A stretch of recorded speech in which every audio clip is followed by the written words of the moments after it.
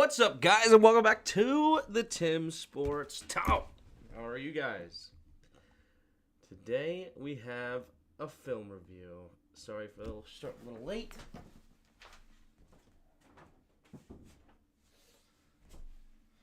I had this weird thing that's happening right now where it won't give me the full 1 hour, coach's film. We're gonna have to do it from play by play, go from each play to each play, which I don't really like doing. But what up, Daniel? What up, Autismo? How are you? And James in the chat early. What's up, everybody? How are you? Yeah, so this is gonna be kind of stupid, but we're gonna have to go from play to play to play. It looks like when you hit this, it'll show the whole game. Hit this one or hit this one. These work, but then when you hit coach's film, it only goes to 17 seconds. So, what up, Jake? How are you? So, sorry for starting a little late. But yeah, it's going to be kind of a stupid way to do this whole thing, which is very annoying. Very, very annoying. Okay. We're going to have to do it play by play, and then it also switches up every time. And once you hit the 17-second mark, it's going to flip to the next play. Then you have to figure out how to get back to that play. It's going to be very annoying. Very annoying. But what are you going to do? What are you going to do? What up, Antoinette? I was messing with it for a while before I actually started the stream, trying to get it right. And it's just not cooperating at all. What the heck is this? NFL.com.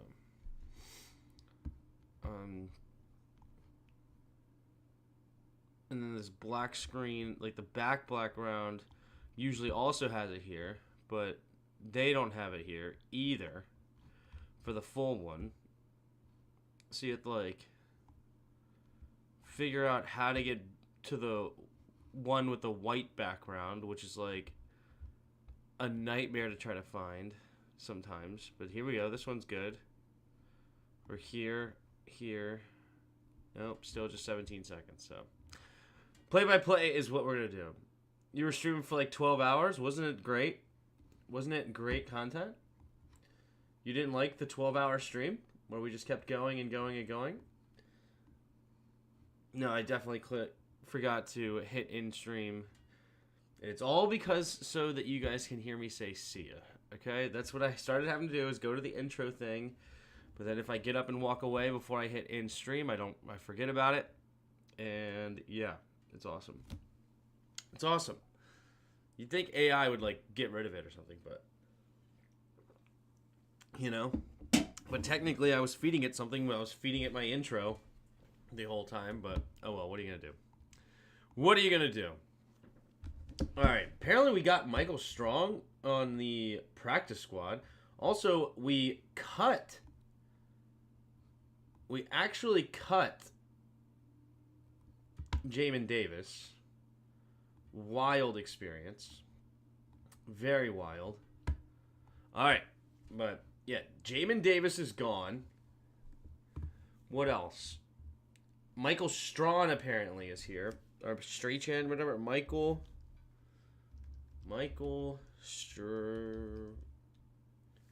the receiver, Commanders. So they released Jayden Davis. And then Mike Strawn gets signed to the practice squad 30 minutes ago. I'm getting some comments from my old thing there. I didn't go back and watch my old video, but what I do remember about him is he's a freak athlete and great size and speed, but he's very raw. He went to some small school in Carolina, but his talent level was... he needed a lot of work, getting off the line of scrimmage and all that kind of stuff. He needed a lot. But, yeah, guess they didn't like Jayden. I guess so. That's an understatement. Don't know. I guess not. It's crazy. But I guess they don't like his size at the end. They don't like to play the smaller style outside linebacker. They wanted a guy with a bit more size. He's probably only 230, 235 probably, but it is what it is. Tim, see what percentage of plays were overloaded O-line? Overloaded all offensive line. We had brought a lineman and extra lineman a lot? Or are you just talking about a lineman over? You mean like where they move the tackle over to the other side? Is that what you mean? All right. Let's see here. We'll go to the end zone view for run plays. No, we won't, apparently. Wait, what happened to the... Oh, my gosh. Okay. Do they have good field position right off the rip? I don't even remember that. I hate this stupid website. Let me pull up the play-by-play here so there's not a bunch of confusion of where we are, even though I'm still going to be confused all the time.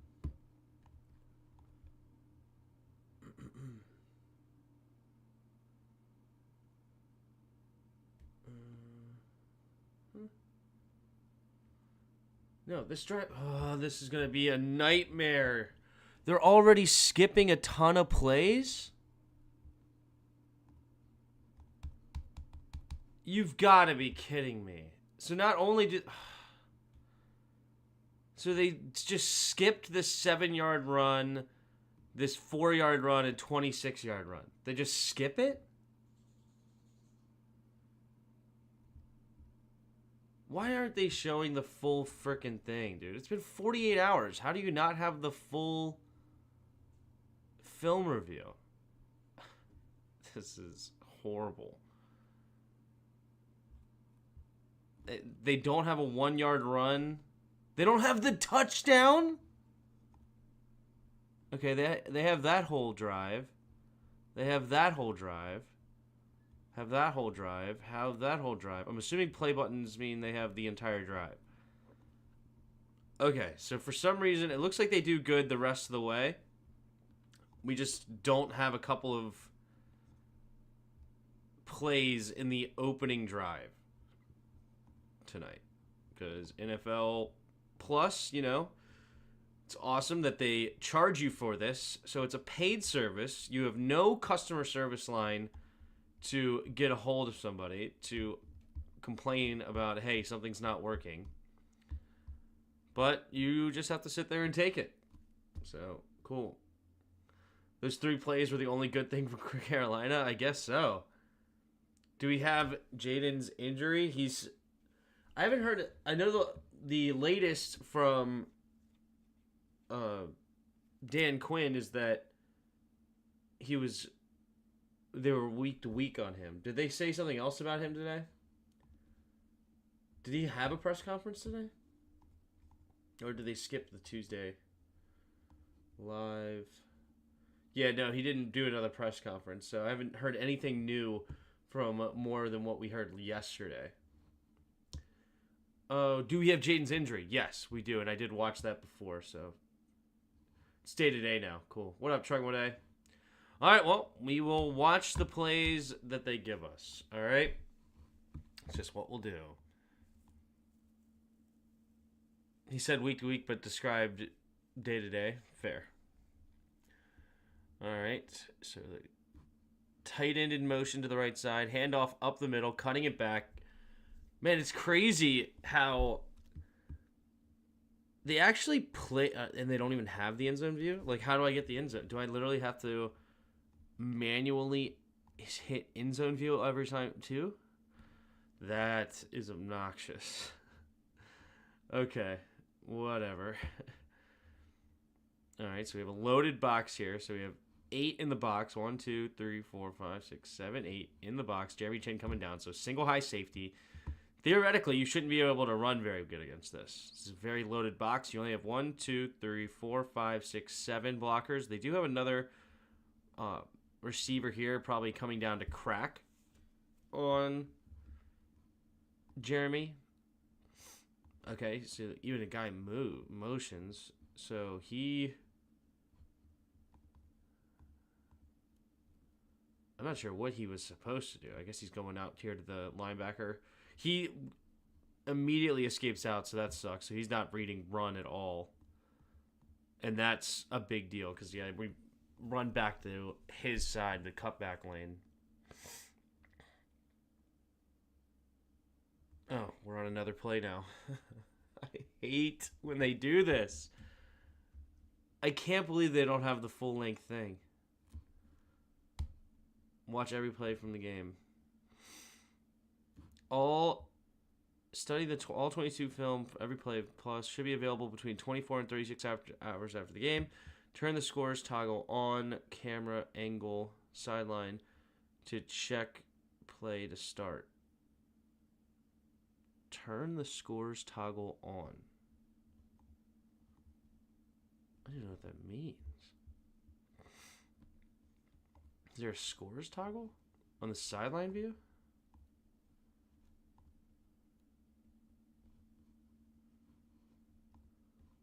Speed. This website's so garbage. It's crazy that they're a $4 billion organization and how bad it is. Whatever, we're just doing sideline from here on out. It's been 36 hours. Has it not? Yeah, no, it's been over 48 hours. That's why we do film review on Tuesday. It should be here by now. Yeah, the game ended at 7 on Sunday. It's 8:30 on a Tuesday. So it's been 48 hours. Anyway. So Sanders still moves because of the linebacker here. Oh, and he's soft. So we actually don't have as many as defenders as we should have. Or not should have, but as I thought, I should say. Like, you see a 8-man front, you think you're going to be doing pretty good. It's really just a 7, and then the corner comes off too. And then he becomes a blocker. So it looks like Johnny Newton gets pushed back pretty good. So Daron Payne gets pushed back. Ooh, Daron Payne losing that much ground on a single man block. That's not great. Thanks, Obama. Yeah. Exactly. What up, Bot? How are you? How many players are left from Ron's tenure? B-Rob and Cosme? Like, as far as the draft picks? Derek Forrest is still on the team. Forbes is still on the team. Forbes obviously got an interception, so he's getting some pace. Derek Forrest actually played a little bit last week. And maybe that's it? I don't remember. All right. Leggett goes in motion, takes a snap, play action. Oh, they actually may have been able to get a good play out of this, but sorry, this is going to be horrible. All right, Dante Fowler, dude, this is so good. Thomas was not ready, and Dante Fowler was all over him. I saw this happen later. Was it the second or third drive, too? I think they finally made an adjustment at some point.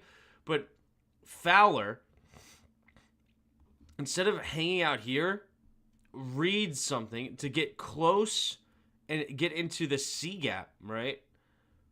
And then the tight end is just slow off the ball that he just really has no chance, right? Especially with a Dante Fowler just immediately hitting here. And Dante Fowler really, really made a lot of problems for the Panthers early.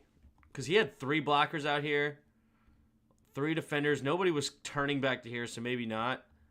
But Dante Fowler did this a couple of times. I love it. Quan Martin was another draft pick. There you go. Bates was another draft pick. Yep. Tressway was not a draft pick. Wiley was not a draft pick. Chris Paul is still here, technically. He's not playing, but... So, still a few guys. So, we skipped the touchdown. So, now, from now on, we should have every play. For some reason, they skipped a few plays on the opening drive, so that was a little bit weird. All right. Good hit, Jeremy. Good return, too, at the 35.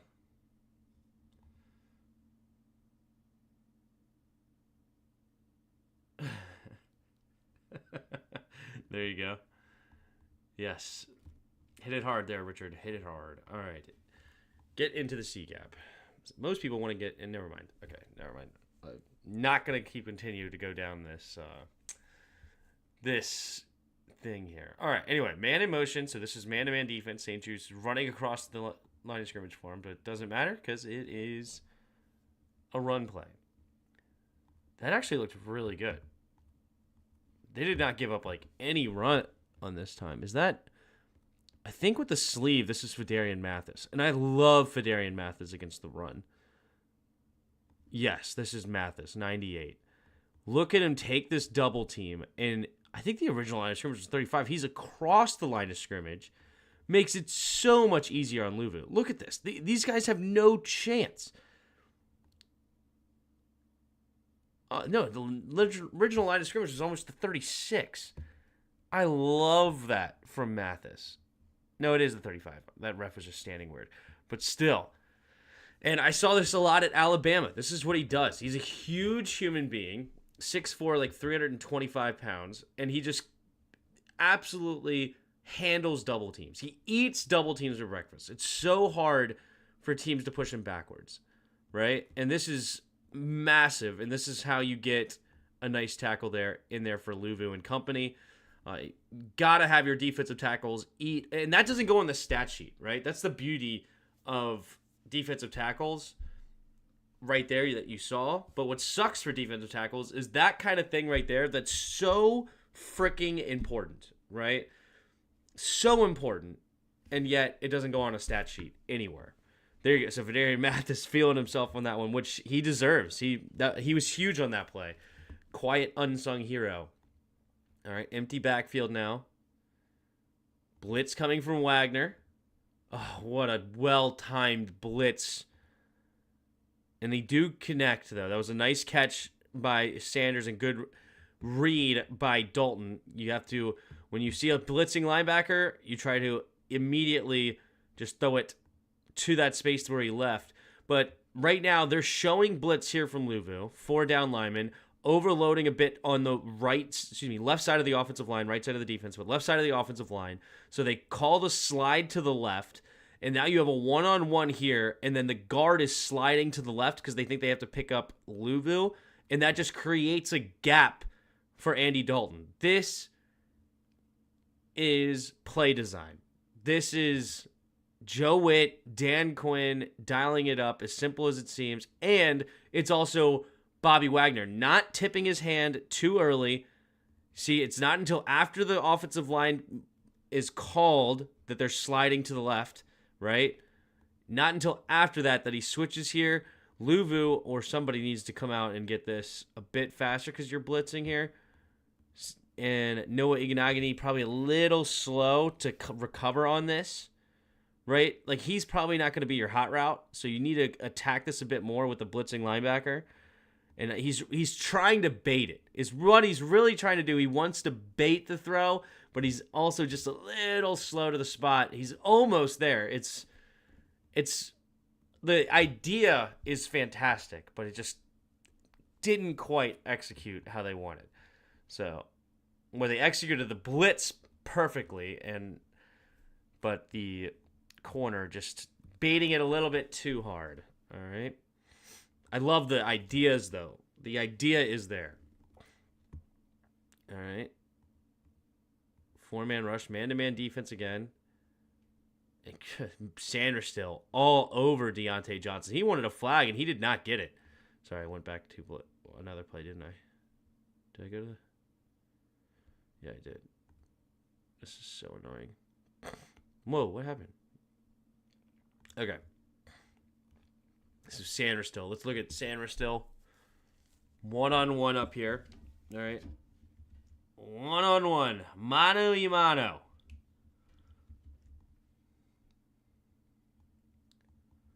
All right. So he's faking to the outside. He even got him to turn his hips, but Sanders still good jam right there good way to put your hands on him in a way that's not holding, right? Is able to put his hands on him, move him back a little bit, slow him down a little, and then he's all over. Maybe a little early and also a little high. Technically speaking, when he put his hands on him, it looks like the ball's already out. Ball's out now. No, I guess not. No, it's well-timed. It's perfect from Sanders Hill. That's great coverage. Got to be careful going that high. Could it be illegal hands to the face or something like that? But the rookie stepping up. And Deontay Johnson is... Tim, are you sick again? Do I sound sick? I did just wake up. I needed a nap. And I woke up late, so... It seems like every time I go to start talking, my freaking face just starts leaking.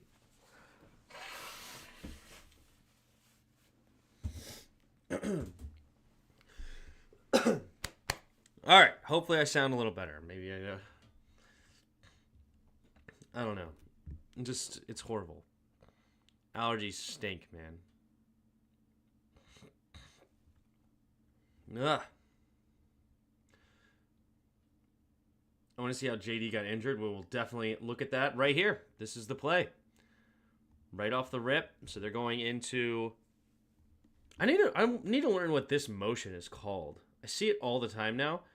That you can motion here and then motion behind. I usually say behind the quarterback or something like that to try to describe it in play-by-play form. And it just doesn't flow well. It doesn't seem like I'm getting at exactly what's happening. But if you just listen to my commentary, that's usually what I mean when I say motions behind the quarterback, right? Motions from left to right and now behind the quarterback, things like that. Anyway, love the 2 running back set here.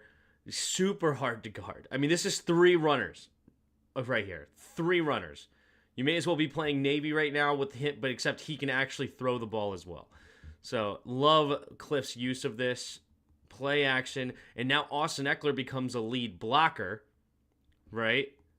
So gets out there, does a great job. J.C. Horn has to contain. So J.C. Horn does a good job of containing here, but it's a really good block by Eckler as well. All right, no problem. You want to get out there? I'm going to take you for a ride while you do it. And then nice cut up the middle here is Jayden.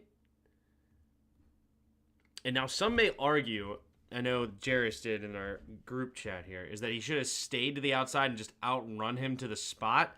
We can watch the back end on this play in particular as well to see if maybe that's true. But cutting inside allows 32 to get back in the game. Gets back in the play, I should say. So this is when he got hurt, right here.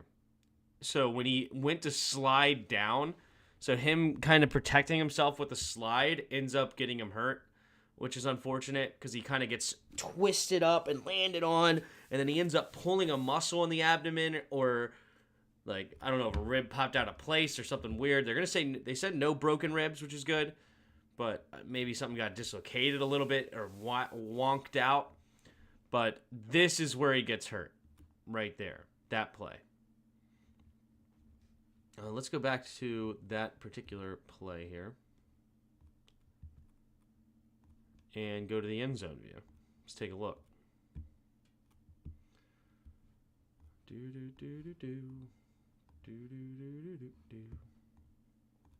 This is not the end zone view. Thank you.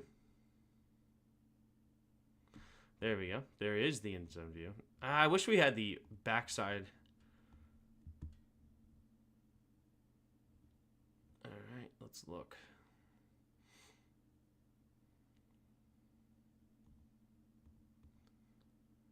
I mean, it's easy to say should have stayed outside. All his momentum was going outside. Does he have the angle? We will never know. It looks like he should have the angle, but him taking the right angle is a different story. But he puts his foot in the ground and cuts it back. But yeah, this right here is where he gets shaken up a little bit on the play. I don't know. I don't think I would say that he definitely had the angle outside. So, not going to agree with that. All right, here we go. Back to the same exact formation. Hand off here. Yeah, you see him grab his rib right here? immediately, he's hurting. He is in pain. Yeah. All right, let's look here.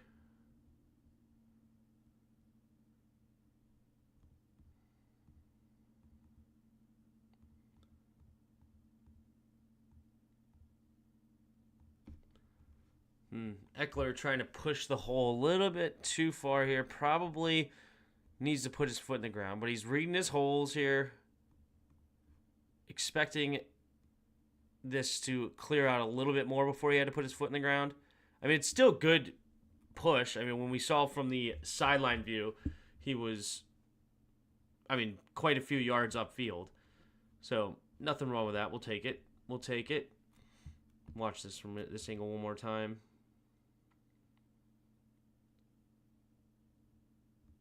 Yeah, I mean, it's basically right at the 45, and he nearly gets to the, great run. Great run. We'll take that every day. All day.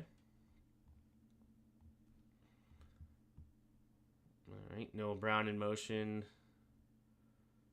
Now we get, called for a false start? Yeah.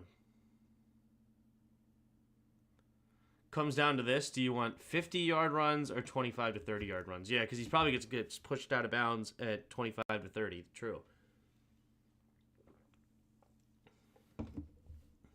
I already had heartburn and indigestion. He'll be out for 2 to 3 months. Yeah, sounds about right. Noah Brown. Handoff. Interesting that he didn't continue there. And, well, McNichols, tough running. Not sure what he saw that didn't just say, hey, hit the gap that they create right here between. You got a nice double team going on here. Bang, bang. And he's going to come off and block this. So I'm surprised he didn't just continue right on this path. But he makes a cut here anyway. For whatever reason. I mean, let's look at the end zone view. Because that, to me,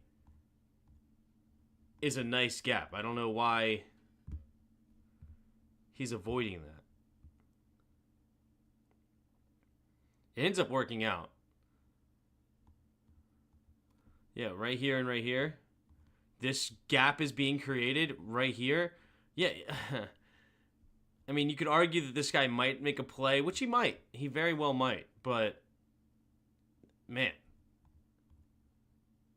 And it probably he would have, but potentially right here in this moment, you cut outside and bounce it around. There's that corner out there. So it works out in the end. But that's where the play was designed was also going to be a pretty good run. But a nice cutback lane by McNichols. He preferred the angle that he had. I mean, it is a nice big gap over here for sure. And then he makes the guy miss and gets those penalty yards back and some more. So annoying that they don't have the full freaking thing that we normally have week in and week out. But such is life.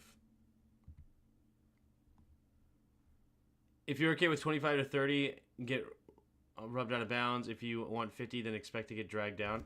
Yeah, fair. Also, maybe full of crap. You can decide which is true. All right, man in motion. Yeah, pretty sure this was third down and short.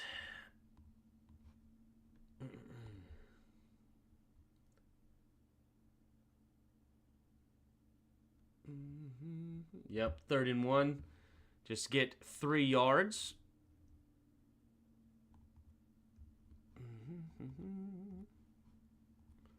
Should just probably watch this drive from the end zone view the whole way because it is pretty much all run plays.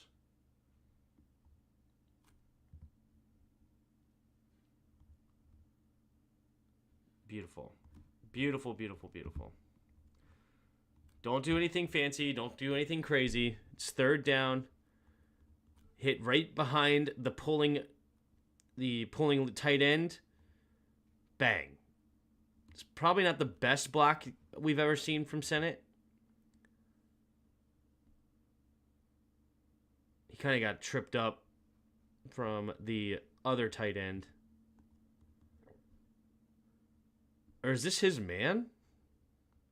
He's acting like 40 is who he's supposed to block.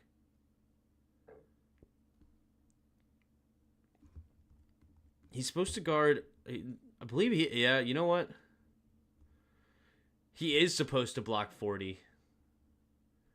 So that's where the confusion is. But it's 3rd and 1, so I don't mind Bates here saying, no, we're not going to rely on this. We're just going to take this out.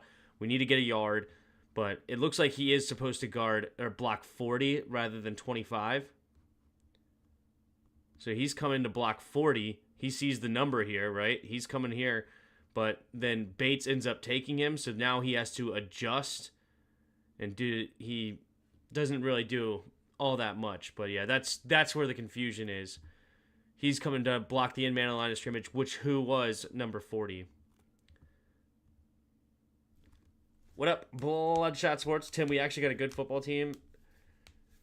So far, so true. 5-2. That's a good football team.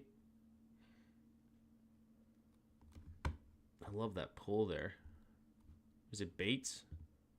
Yeah, it's Bates with Cosme. Oh, this is what you were talking about. Tackle over, right? That's alignment. That's Wiley. Oh, so okay. We're implementing some tackle over. Is this the first time we've done it today and I just missed it? But I did notice now. Yeah, this is tight end is usually Wiley who's pulling with this, right? You have the Cosme and then Wiley, but now it's Bates and Cosme pulling here. Down block. He comes up and gets to 56. There you go. Beautiful. Beautiful. Interesting. Is it because you just don't trust Wiley to pull? Is this what you're going to run? You trust your tight end more? Don't necessarily hate the decision because it's a really good pull and a great seal block here to create that lane. That's textbook. That lane right there, that is beautiful, right? And it is created by Wiley down blocking this more, but he creates a nice hole here, Wiley does, but he doesn't get to that linebacker, and the linebacker makes the play, right? Honestly, he probably shouldn't be even worrying about 91. He should just put his helping hand here to make sure he doesn't get crazy, but he really needs to understand where is 57 going, right? He's not even looking at 57. And it does help create the hole, which is awesome. But we got to get to 57. And then it's like I don't even know why he like almost never locates 57. But then B-Rob says, I don't care. Sorry. It doesn't matter if you miss the block. And I don't care if it's a linebacker. It's a 4th string linebacker. He can't tackle me anyway, so I'm just going to slip the tackle and keep on moving. Great. Great play. Did the coaches know JD was hurt? That way they didn't call pass plays down here? It's actually a great question. I don't think so. I just think the Panthers are a very weak run team. As I said, these linebackers here are 4th and 5th string linebackers, right? Or they're 4th and 5th best linebackers, I should say. When you have this poor of a linebacker quality, you just hit it. You just attack them with the run, confuse everything. Like, is it Jayden going to keep it? You're going to give it to Eckler. You're going to give it to B-Rob. You're going to give it to Sennett. Just try to make it as confusing as possible in the run game. That was probably the game plan going in for Cliff, and I don't hate that at all. All right, little play action here. And yeah, he's hurt. He's hurt right there. That sucks. That sucks that he got hurt on that play. Not. Oh, another tackle over. This time the other way. All right, this time BC moves over. So not only we're moving our tackles around, making it very confusing. And you can see there, that's why 57 was screaming. So now they're trying to get over here to BC. Overload it to BC side. Down. And get to the linebacker. Nice block, Bates. Just unfortunately, JD was hurt. All right. This time we have our tackles in the correct spots. No tackle over nonsense, right? But we are doing a Brian Robinson direct snap here. Yeah, still worst case, that is 4 yards. I can live with 4 yards on this down. Yep. B-Rob just got an extra 5. Yeah. Oh, you're talking about the... Yeah, exactly. Exactly. On a couple of plays ago.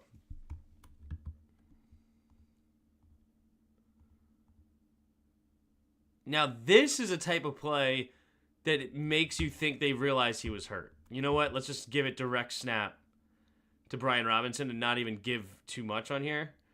You got to wonder if that's true, but it's also probably just part of the game plan. They knew they were going to be able to run it down their throats here. All right, next play. I mean, there wasn't much there. It's just a nice direct snap for Brian Robinson. And not shocking, the offensive line blocked it pretty good.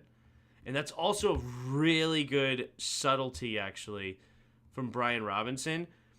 Again, I've talked about this a couple of times now on this film review. Push the hole, right? You're pulling BC. So this is where you should be running, right? But you, instead of just immediately running to where there's space, push this hole first before you cut it back. Forces this linebacker. Like, if you immediately cut it here, the linebacker's just going to continue to fade right into here. But when you cut it back, now the linebacker has to adjust, which then he loses you. So when you make that cut, that gap is now even bigger, right? So don't make your cut too soon, and then you come out and hit the hole, and you get a lot more yards because of it. It's very good running back play there by Brian Robinson. Good understanding of what his job is. I don't think JD could throw with the ribs is hurting. Yeah, true. But I still don't know if throwing was really a part of the game plan anyway. Like, when would they have known he was hurt too bad yet? I don't know. Because, I mean, he threw it right there, and he's in pain. He's grabbing the rib. Why does our screen game to Terry just always look horrible?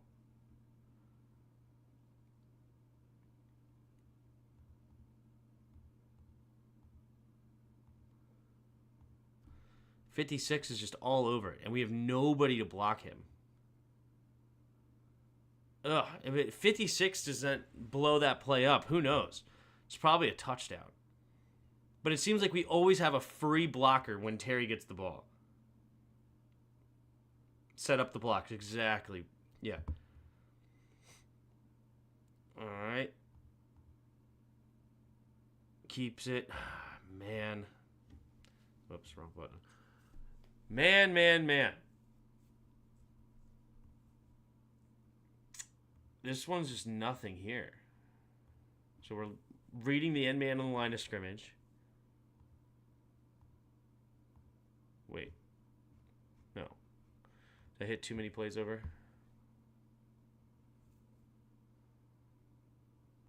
So we're reading the end man on the line of scrimmage here. Blitzing linebacker makes it really tough. Oh, wait a minute. He's supposed to throw it to Ertz.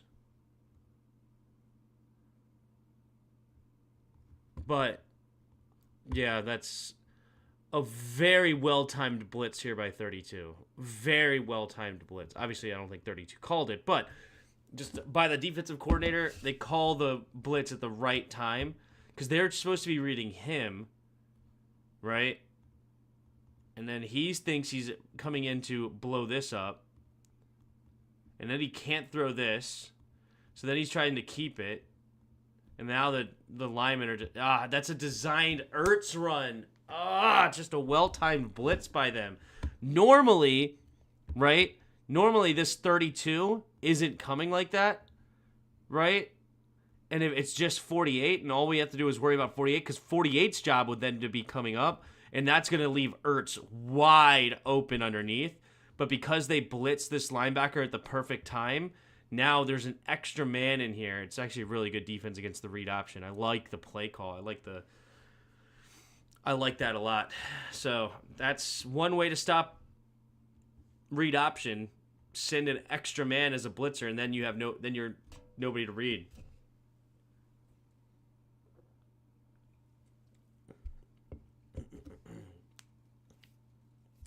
Because Terry gets doubled, you should run our screen away from Terry's side of the field. He's going to have single on the opposite side 100%. That's actually a very fair point. Very fair. Everybody's focused on 17. Rightfully so. I mean, he threw it there. He's in pain for sure. He does not want to get hit. He gets rid of that ball so fast. Let's actually go back to this play and look at from... So this play, we will actually look from the sideline view. So let's see here. What's the design of this play?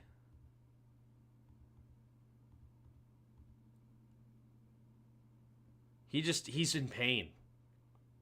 He's in real pain.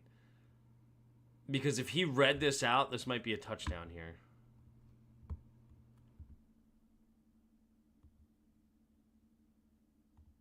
He's expecting a little bit more of a rub, I guess. Okay, never mind. I see why he's hoping that Eckler can get out there and run it. Okay, so it's a good read. It's a good read. You're hoping for a little bit more of a rub here to have 57 hesitate. And 57 doesn't hesitate at all.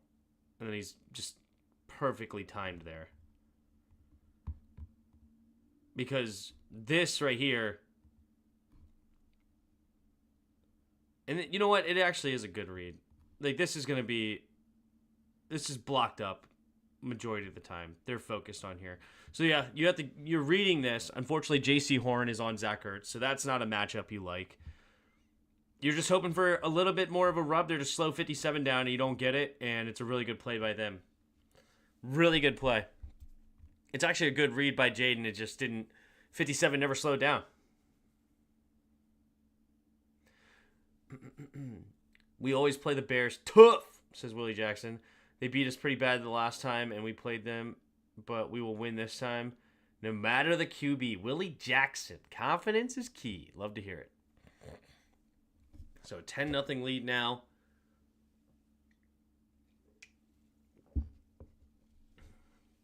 Let's see what happens here. Okay, Sanders goes in motion. So we got Forbes out there on the outside again.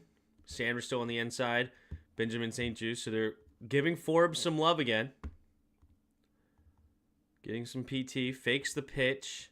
Oh, this is open. Yeah. Probably a little late to get there, too.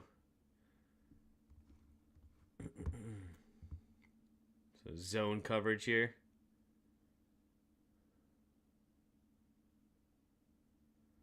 Cover 2 shell. Yep, and he has to respect this because of this gap here to give a little bit of space. Sanders still just probably needs to fade out here a little bit more. He's a little bit too close. If you're looking at this, he probably needs to be more this way anyway. And then on top of that, the receiver's out there. So he should be more over here. But he also understands this is coming across, so it's not the worst. It's just, you know. And also, to be fair, Emmanuel Forbes does give up a lot of ground here.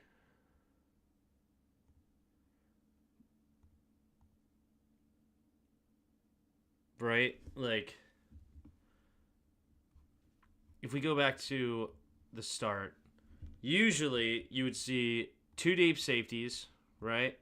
If you play Madden, it's the blue circles, right? And then you would have 5 yellow circles down across. But with how Benjamin St-Juste plays and Forbes plays, it's almost like they actually have the pink circles here. So instead of it here, they're actually playing more this way. And then in that case, you would have underneath more this way. Bobby's in the middle. Luvu is more out here. And then you have the cover, like the little pink ones. And then the cover two. Obviously, the middle of the field can be very open if you get the play action right, where if Bobby Wagner steps up at all. So cover 2, weakness is in the middle of the field.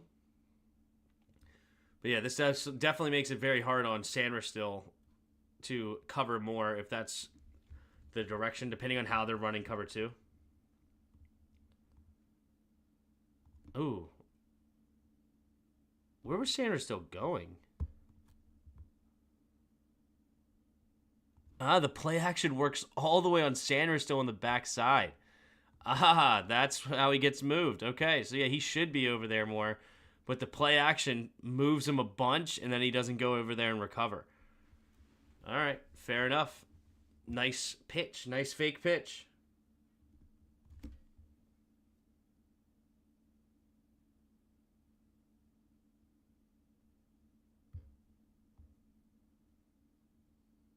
Okay, sorry. Got a text. All right, 3 receivers bunch to the right. Man in motion. I think his name was Coker. Play action. What in the world was he looking at? What was he looking at? I mean, this is great coverage by Forbes. In zone, cover 3. Stepping up. And actually, he just reads the eyes of the quarterback.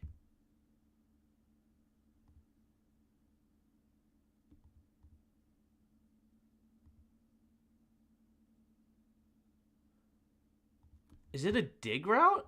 And then Forbes just ran it for him? So he's just not expecting the ball. He's like, I'm covered. It's not happening.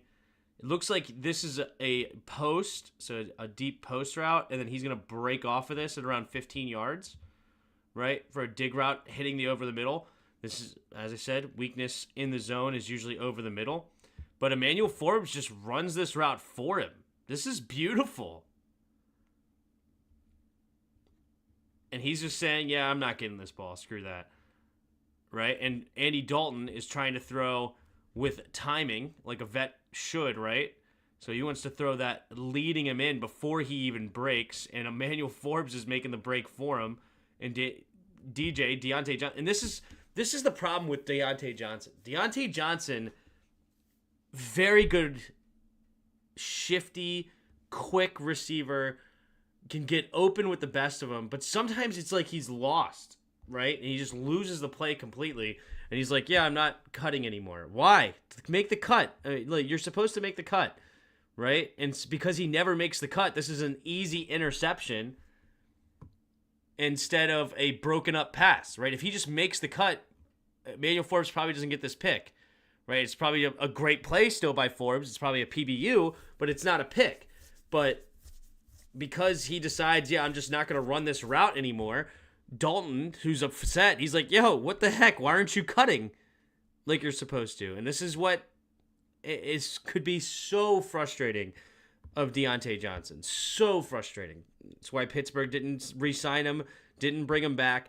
And you're like, well, look at his stat sheet. Like, he'll have 8 catches for 98 yards and a touchdown. Why wouldn't you want that back? It's plays like this that make you want to pull your hair out. And to be so frustrating. And not to mention the drop passes he'll have every once in a while. It's just, I don't know him. I don't know what he's like and what kind of human he is. But just watching the film, it's almost like he's an airhead. Sometimes it's just like, you okay? You there? Anybody home? So, yeah. And Emmanuel Forbes makes a great play on this ball. And he just dives to the ground to make sure that it's not anything weird. So, beautiful. Beautifully done by Forbes. And we get a flag on the return, not the during the play as far as before the interception, which is awesome. Happy for Forbes? Yeah, it's awesome. It's a great read. He jumped the route all over it, and Deontay Johnson decided, okay, you could run the route for me, Forbes. I don't need to run it. I don't need you got it. You got this one. Meanwhile, you got Dalton like this. What are you doing? All right. Diami goes in motion. And then immediately... Why didn't he cut off that block? Just keep running.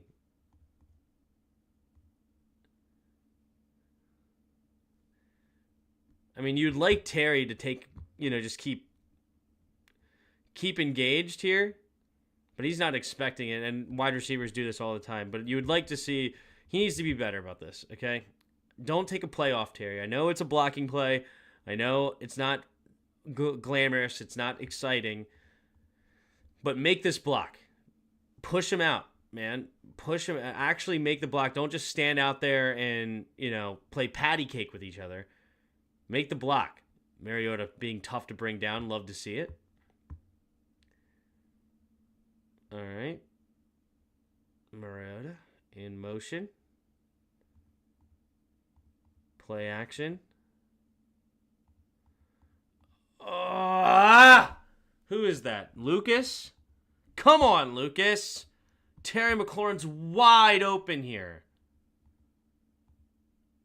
Oh, look at this space that he's running to. If Cole Luke just makes this block and he's able to step up into here, this is a nice first down play. Nice. Come on, Cole Luke. What? Did he just get beat off the snap? Like, what happened here?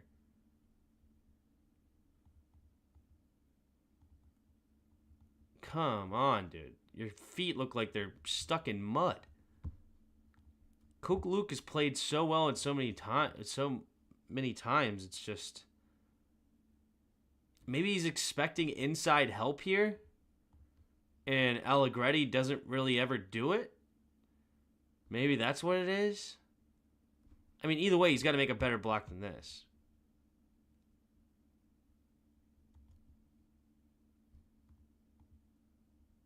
Right? He just gets beat around there and then ruins the timing of this play. Cole Luke. Come on, man. When a wide receiver pushes a CB into the stands, it gives me a... Yeah, exactly. Exactly. All right. 4 receivers to the left side.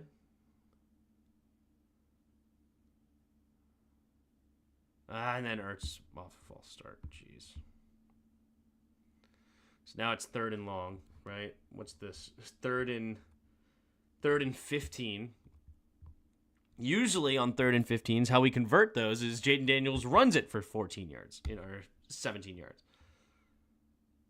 Drops back.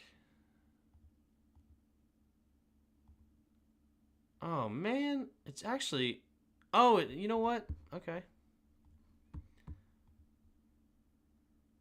I don't hate this here, but I wish he kind of threw this with some timing. But it's actually a really good read because he's coming hard on this comeback route. I wish he just threw the comeback route. But at the same time, it could have been even a bigger play. It's actually a really good read by Mariota. He's just a little bit inaccurate on it. Dang! I respect it. And I love the play call. The play call is beautiful. Especially against zone. This deep comeback, right? Deep comeback route to get the sticks. And honestly, it's open with a crosser coming right here. Right? So he's got the middle of the field. He's supposed to have the deep third, but also who's supposed to cover this deep comeback route, right? Him.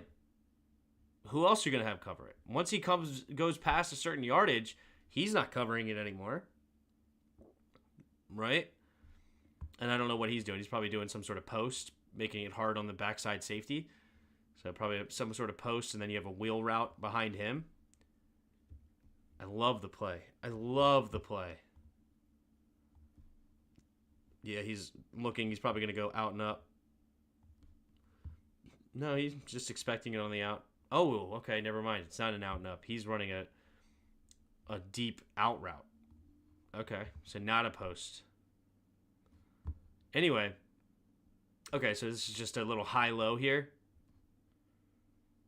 Okay. So, all right, interesting. Oh, it's even better than I thought. So these two routes, these two are to beat cover 3, right? And then these two routes are to beat cover 2. For a deep route.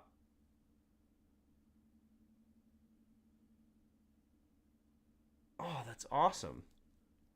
Because on cover 3, which he reads the single high safety, as I said, this deep comeback route holds this corner here, who's supposed to be covering out here, creating this window, right? But imagine if it was cover 2, right? This corner wouldn't even be here. This corner would have to stay down. Interesting.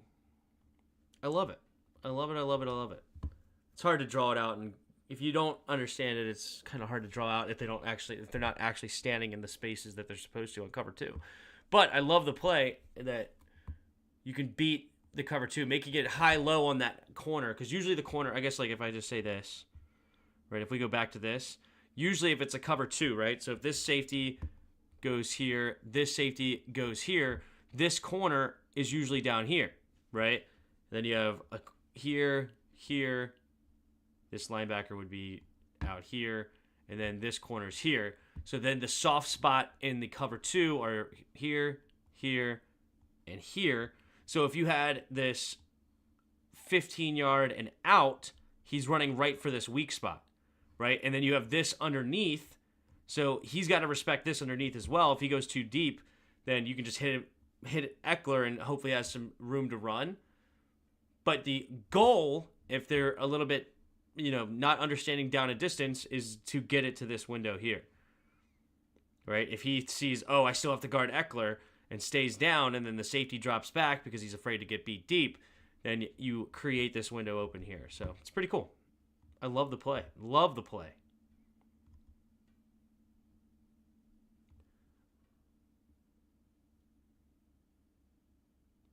Was he inaccurate, or was the wide receiver 3 feet short? I mean, 9-foot wide receivers are all the rags these days, are all the rage. All right. Fedarian Mathis, dude. This is where he shines. This is where he shines. That is so impressive. He's losing less ground than Daron Payne is, and Daron Payne is getting single-teamed. No, it was a double. So he already got off. But you see the difference here. Okay, this is just so cool. And Daron Payne's not a bad player. I'm not acting like that. It's just this impressive. He has these 2 feet in the ground, planted heavy. He's so strong in the middle that he gives up a little, but he's getting double teamed right now.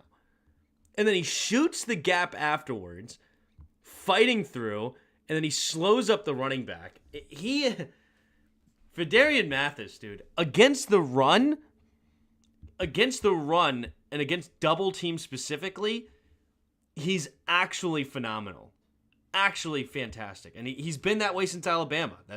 Was the read I had on him from the beginning, and it's awesome to see that translating into the NFL now. When they're in obvious run situations, or like not obvious run situations, but when they're in like first and second down, Fedarian Mathis being on the field is beautiful. So with Mariota, do you like our odds versus a tough Bears defense? No, I don't like our odds at all. But I mean, I'm not going to say that we're completely out of it and have no chance whatsoever, but without JD, our chances go down a lot. If Mariota can throw 2 touchdowns and no picks, we can win. If our D doesn't get obliterated, yeah, so that's fair too. But I love what our defense was doing today for Carolina, against Carolina, but we'll see if that translates.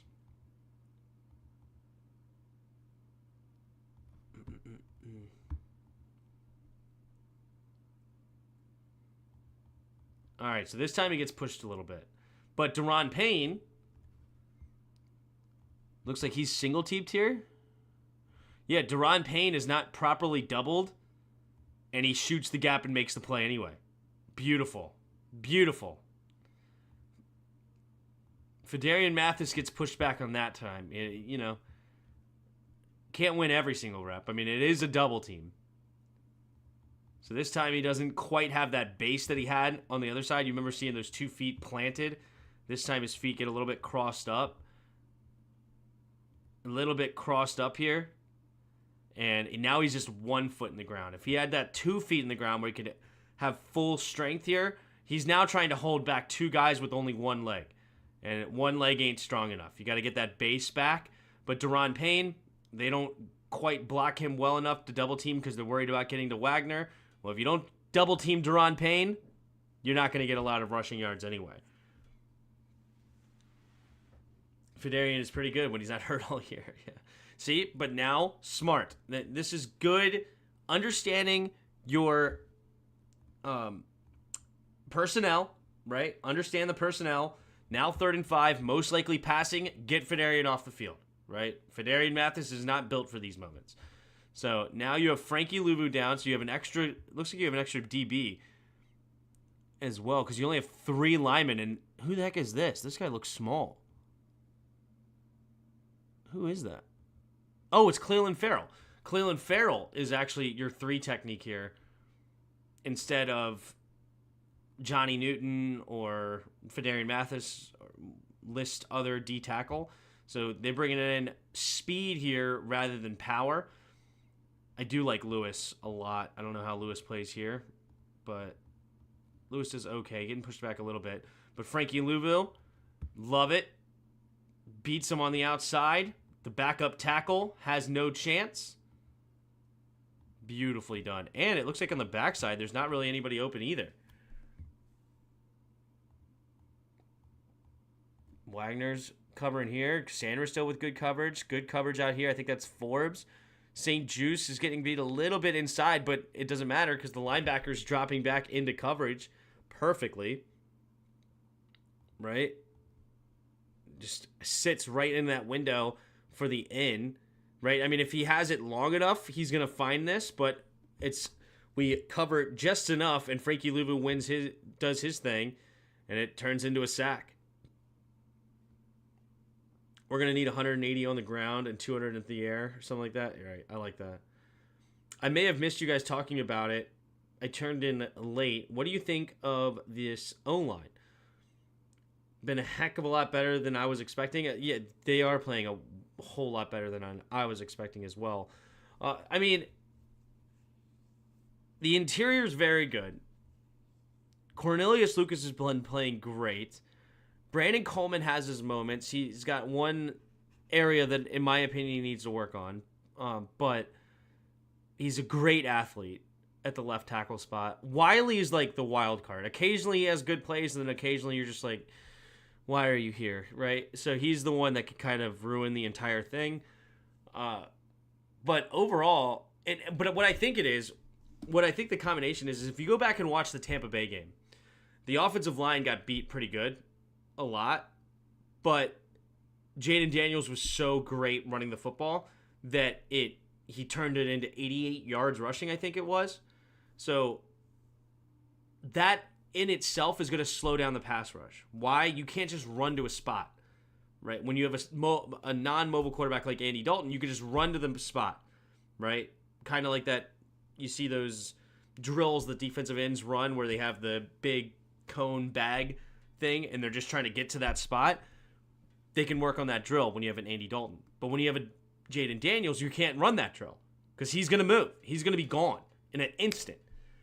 So I think him slowing down the pass rush, the run game being fantastic, slowing down the pass rush as well, which the run game has been awesome. And then on top of that, the offensive line playing a little bit better than we anticipated. Those 3 all together is what creates the entire recipe, if you will, for the offensive line to actually be playing pretty darn good.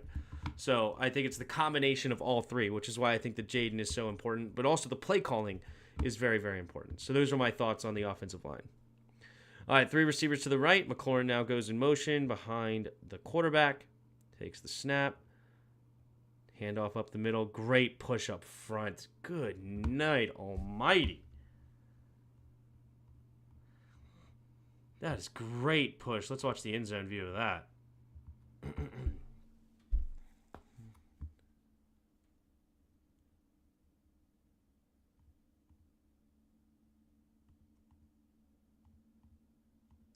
Oh, nice. There you go, BC.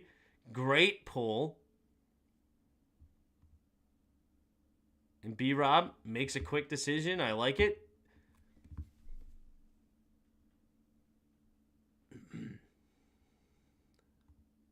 It's a little counter. So you got to, if you fake inside, or fake left rather, and then cutting it back this way. Probably wouldn't run in between here somewhere is actually the goal, right? But he sees this open up here, hits it. Maybe he gets a read on this guy coming inside a little bit more, thinks that this hole is going to open up more, which honestly, I don't hate the decision. That gap is open, and it's a great read by Brian Robinson, and he makes a play, and it's a good positive gain on first down.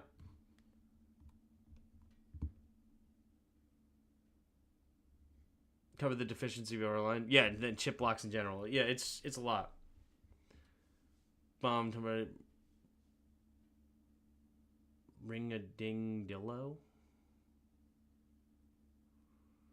What up, pig? I want to hear about Miss Goodberries. What's that? I have no clue what that is. No clue. Oh, is that a show? Is that one from Bomb? I don't have no idea. Hey, are y'all streaming Command Ads tomorrow night? No. I canceled the Command Ad show. Nothing against the guys. Corey is awesome, and so is Protec. Both of them, great guys. It's just, I don't have time to worry about another show right now. 4 nights a week is enough right now with everything I got going on, and so we're not doing that anymore. And it's totally my decision and my fault. And you know, we all have a lot going on. We're all brand new dads, and it's hard to commit to everything, you know. And Tone's been working night shifts, and he has all his content he's working on. Corey's got a bunch of content. It's a lot for everybody, so I decided not to anymore. But I'll totally do content with them in the future. I think Protec's going to have a brown table in a couple of weeks or something like that, and he invited me on. I was like, yep, absolutely.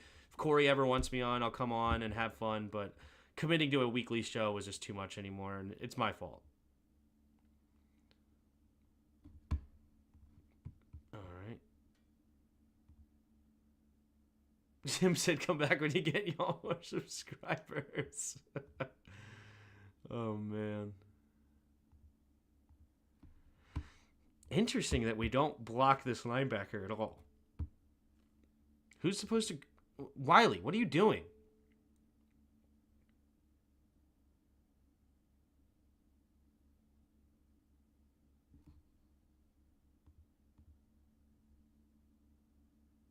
What is Ertz doing?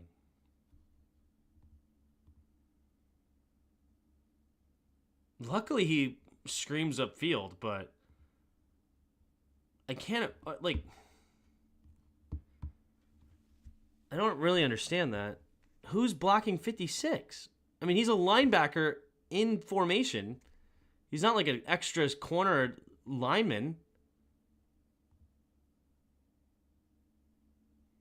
That was very strange to not block 56 at all, and luckily it worked. I mean, don't do that against a good team. Can we just, you know, imagine if this is, I don't know, list linebacker here, and you just don't block him in the hole. Come on, Tim, you can say it. Other people's kids are less interesting than your own. Tim apparently reads a lot of Lord of the Rings. Oh, gotcha. Oh, shout out to Bomb here. Shout out to you. It says, let's see your favorite piece of Skins memorabilia. Love the show and the detailed breakdowns. Well, thank you for the super chat. My favorite piece. I don't think about it too much.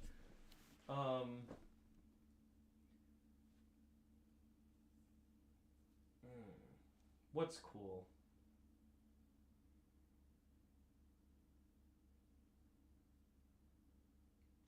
What's cool? I guess if there was like the two things that just jump out. I mean, my favorite thing is my jersey, my Sean Taylor jersey. But two things that are kind of cool. You got. Oh, I like these things too. These are OG Wheaties boxes, saran wrapped. Some OG ones that my wife's parent, like I think my dad owned one, or her dad owned one rather, and then her uncle had a couple. So I have 3 Wheaties boxes from the 1992 championship. That's pretty cool. And there's actually food in here. Who knows what's growing in there these days? And then this is kind of cool. It's Dave Butt's actually signed too photo. So those cool things are cool, but I like them all. I just love getting this stuff. And pretty much all this stuff is hand-me-downs. I don't know if you can hear me. Hold on. Pretty much all this stuff is hand-me-downs and things like that, but can't believe Tim has a Bradley Beal jerseys displayed. Yeah, that's funny too. It's gotta support the Wizards in some way, shape, or fashion. But thanks for the super chat. Appreciate you. And yeah, those are the two things that come to mind other than my Taylor jersey. I mean, I wear it every Sunday for a reason. It's my favorite, and I think it was my first gift that my wife got me for Christmas. So it was either that or the Redskins shoes. I have Redskins shoes as well, and I think that was my second year's Christmas gift, and I'm pretty sure Sean Taylor's was my first. So pretty cool. Anyway, all right. So this looks like a pass play, sideline. I got Wheaties from the 87 Super Bowl. Nice. Yeah, I imagine opening this to see what's in, like, there's actual Wheaties in here. Like, those other two I think are empty, but this one actually has, like, actually food in there.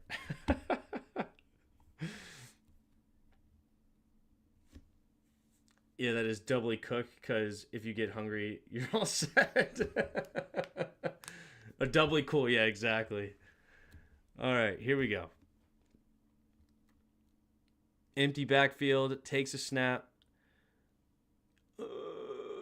And we get the PI call. I mean, easy call. Well, I don't know what he's seeing. I don't know why he throws this. You don't like this more? I guess it's because he's just got pressure in his face. Okay, I guess. Because this is wide open for Luke on the backside. If we're looking here of how he should be reading this.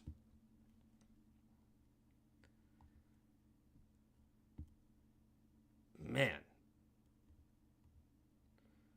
Yeah, he decides that he just doesn't have any time here. Would love to see him get back here. Actually, is that Sinnott or is that Luke? I think... No, it's actually Sinnott. Tight end in the game. So, dude, oh, it's so good. This kind of stuff is what makes Cliff elite. Okay? This is what kind of stuff makes Cliff elite. And he understands his personnel, and he can do this. Zach Ertz and Ben Sinnott can both run a route. So the defensive coordinator sees, 2 tight ends set, right? And you have Eckler, right? So you're going to bring in an extra linebacker. Then you're going to spread out everybody wide, make it super tough on them, and we're just going to now throw it on you when you don't have the personnel that you want. I just wish that he actually located Sinnott here. But he didn't. But in the end, it works out because it's a pass interference call. Luckily, it's not an interception. I'm lacking when it comes to my signed pieces. I do have a bunch of old Super Bowl collectibles. I have 2 Super Bowl 22 seat cushions that my dad and uncle got from the game. They were in San Diego for that Super Bowl. Awesome. Yeah, my wife's dad and uncle went to the Super Bowl in Minnesota there in 92. I don't know if that's where they got them from or not, but yeah, my son, and that Sonny Jorgensen is signed over there too in the corner. And do I have anything else signed?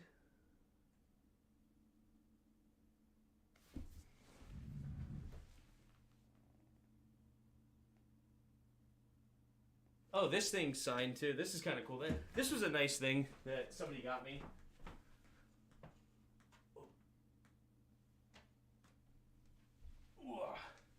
My buddy Freddie, who's actually a Ravens fan, went to, like, I don't know, some sort of garage sale or something and saw this. I think it's Arrington. Yeah, LeVar Arrington signed this bowling ball. And he knew that I liked bowling. I used to bowl a lot. And then, of course, he knows I'm a huge Skins fan. So he found this signed bowling ball that he got. This obviously is not actually glued on here. But so I thought that was a really nice gift that he just thought of me. I don't know how much he paid for it. Don't care. But he was like, yo, I know who would appreciate this, and got it for me.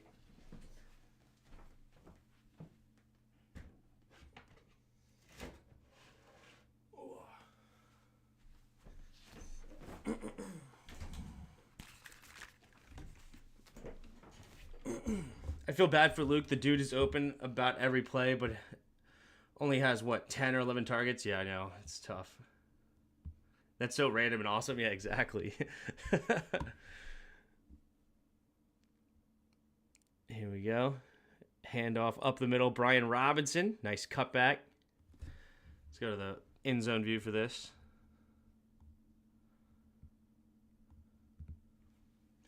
Do you have any Reed Downey memorabilia?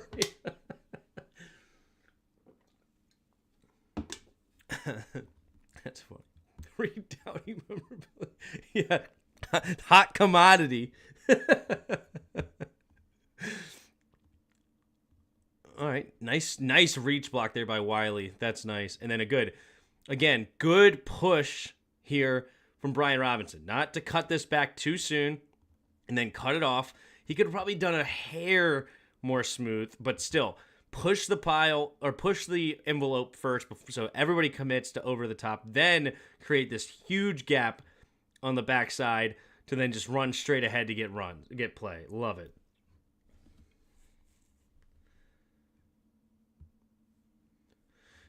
Here's another one that weighed on my mind. Do you think that the outcome would have been any different if B-Rob was there for Baltimore?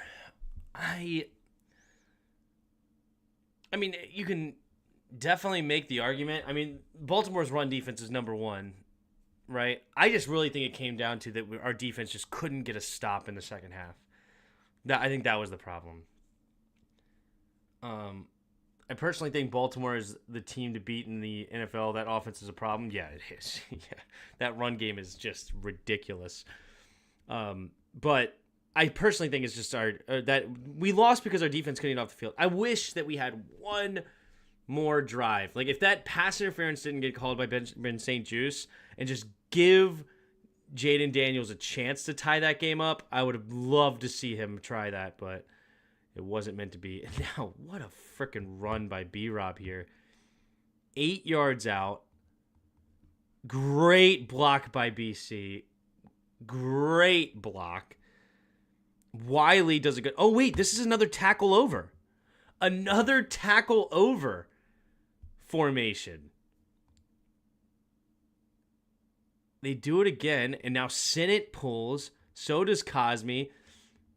And, man, Sinnott doesn't even need to block anybody. Wait, why does Sinnott block no one? Is it because Cosme blocks too?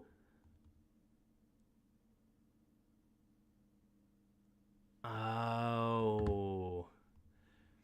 Okay. See? Sometimes it's about the right call at the right moment. So earlier in the game, remember we talked about on Jayden Daniels' keeper, right? They did the read option here where they handed it all, or you can either hand it to B-Rob to the outside or Jayden Daniels was keeping it up the middle. This time, it's just a designed run. There's no read option here. We're blocking the end man on the line of scrimmage. Like 40 is getting blocked. So this time, because of that, we just hand it off to B-Rob, and then this blitz doesn't make nearly as much sense, right? This blitz makes no sense against a run up the middle, right? Because you have down block, down block, down block, down block, pull to get the end man on the line of scrimmage, pull to be the lead block up the middle here, and then Ertz seal hinge the backside. and then you have B-Rob just running it straight up the middle here. But this blitz now makes no sense because all you did was block yourself against this play. And Cliff, understanding that, okay? You got OnlyFans. You ask me every single week. You know what? Yes, I do have an OnlyFans, and good luck. Go find it. Let me know when you do. All right, anyway. 32 basically blocks himself here, right? And now Ben Sinnott doesn't have any work to do except to go up to get to the safety, and he basically is almost irrelevant on the play because this blitz happens. Beautiful. He's out of the play now. We just hand it off directly up the middle, and bang, right? And then B-Rob just fights through two guys to get to the end zone. So when a blitz, that's why I said earlier, I didn't say it was a good blitz. It was a well-timed blitz, right? Jeez. But anyway, it's a well-timed blitz on that against that read option. But when we don't run the read option, that blitz isn't nearly as effective, and it ends up being an 8-yard touchdown because of it. And I don't know if Cliff realizes that, and he thought, you know what, I'm going to run the same play out of the same format. You know what, I'm actually curious. Let's see. I want to go back to the excuse me. Let's go back to this field goal. And it was a loss on the play. It was Jayden Daniels up the middle here. Did we do a tackle over here as well? No. Okay, so this time we don't do a tackle over. Wiley's still over here. So it's not the exact same formation, but we've ran it out of that formation before. And this is also just a whole different play, but it's cool to see that. And I was just curious if it was out of the same play. But it's a very similar formation, but not the exact same formation. Excuse me. So, B-Rob, touchdown, right? Okay. There's that. We can continue from there. Awesome. We'll just watch this one more time. It's a thing of beauty. Thing of beauty. Great. Put your foot in the ground, run straight up the middle, and Brian Robinson gets a touchdown. Fantastic. If we played the Bucs now, we would smoke them. Yeah, with no Mike Evans or Chris Godwin, that helps a lot. It would have definitely been a competitive game. I mean, it was a competitive game. We just needed one more stop on defense. Which DBs could you see us trading for before the deadline? I wonder if we're even making calls for a DB. Apparently, we're making calls for an edge rusher. They're apparently really interested in Sedarius Smith from the Browns, potentially. But I would love any of the Snead from Tennessee, if they're interested. J.C. Horn from the Panthers. And also, if somehow, some way, Denzel Ward becomes available, I'm all over that. And then also, I wouldn't be terribly upset about Greg Newsome, even though it's not as exciting of a prospect. But my three favorites would be Snead from Tennessee, J.C. Horn from Carolina, and Denzel Ward from the Browns, if somehow he becomes available. But who knows? Kyle Fuller. You think you interested for real in Kyle Fuller, Pete? You think that's going to be a dude that actually changes things? I've seen progress every game. Mariota was a pleasant surprise. Yep. Just who Cooper Kupp is being offered up like Sierra. Yeah, which is wild. You know who I want to get Cooper Kupp is Tampa Bay. For two reasons. I think that's to be awesome for Baker. I think they immediately replace Chris Godwin's production with Cooper Kupp. You can't replace Mike Evans with Cooper Kupp, but immediately replace a Godwin. And then on top of that, I think fantasy-wise, Cooper Kupp just would be through the roof.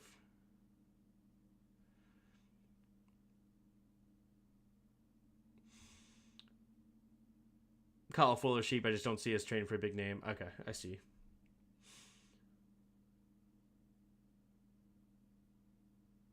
Oh, okay. I mean, fair enough. That question was, who could you see us targeting before the deadline?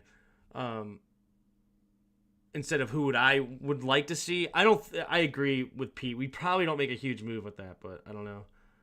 I would also love Cooper Kupp here in a heartbeat. I know, because Pete, you are a huge Cooper Kupp fan because he's a fantastic route runner, can get open on anybody. I respect that. I just personally don't want to make any moves for Cooper Kupp because his injury history is horrendous, and I am not interested in Cooper Kupp here. I just don't think it fits the timeline, I mean, unless you really think we're gonna win now, but I'm not interested. What Cooper Kupp would do for the growth of Luke and Jayden, Kupp would set the wide receiver room for years. Is he that much of a leader though? Maybe he is. Isn't Kupp hurt right now though? Yeah, he's supposed to play Thursday. Is Kupp, maybe Kupp is lead. I was just thinking about this earlier when they were talking about Kupp trading. Like, I don't know Cooper Kupp's voice. Like, how often does he speak? I'm not in the Rams media. Maybe he does a whole bunch, but he's not really a guy that I think about like that's a vocal leader and a leader in that way. But I don't know. I care about what he's going to bring the development of the guys. Him and Terry in the same room. That would be insane. Okay, I like it. I mean, I don't hate that. I don't hate that idea, but I'm not trading a second-round pick for that. They want a second-round pick. I don't know. I'm not trading for Kupp. I understand your sentiment, but I'm not doing that.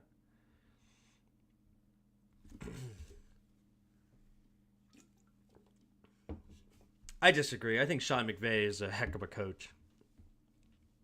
Do you guys see the Rams trying to trade for Matt or Darnold? Wait, trying to trade Matt for Darnold? No.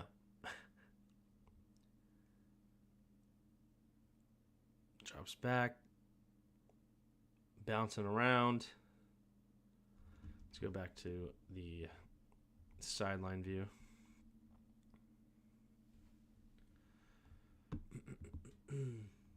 Tim, we are spending someone else's money. It's fun to speculate. Yeah.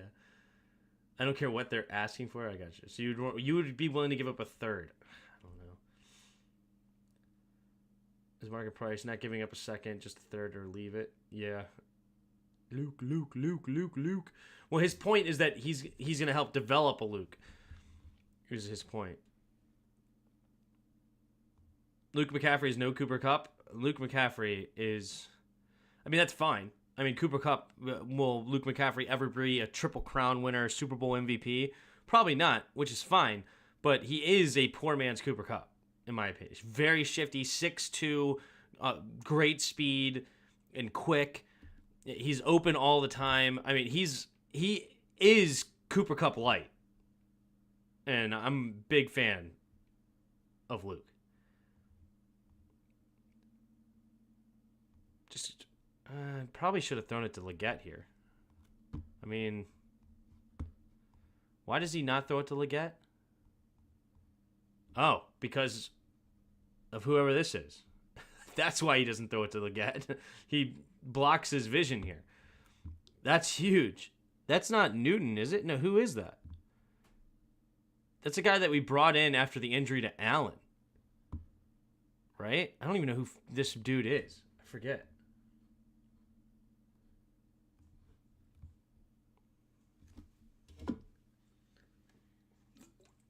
He's Kupp from Temu. Yeah, I don't mind that thing either.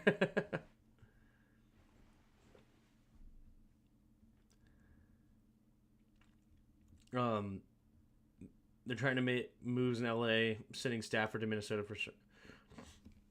Darnold. That would be interesting. Tim, did you see Najee Harris said a gamer word? I did. I did.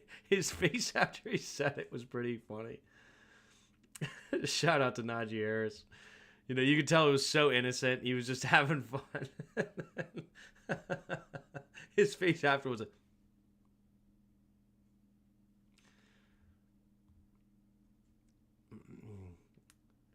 if he's healthy, Will. If he's healthy. Problem with Kupp is he's not healthy, like, ever. Like, he doesn't play full seasons. Like, it was the Triple Crown season and then a bunch of hurt seasons. I want him in Tampa. deer in the headlights, yeah. I take offense to you saying 6'2" being considered shifty. I never said 6'2" is shifty. I said he is 6'2" and shifty, right? I don't know. All right, here we go. Sanders in motion, play action, pumping. Underneath. Great tackle. Great tackle there. But no, did they give him the first down? I don't remember. Who makes this tackle? Butler?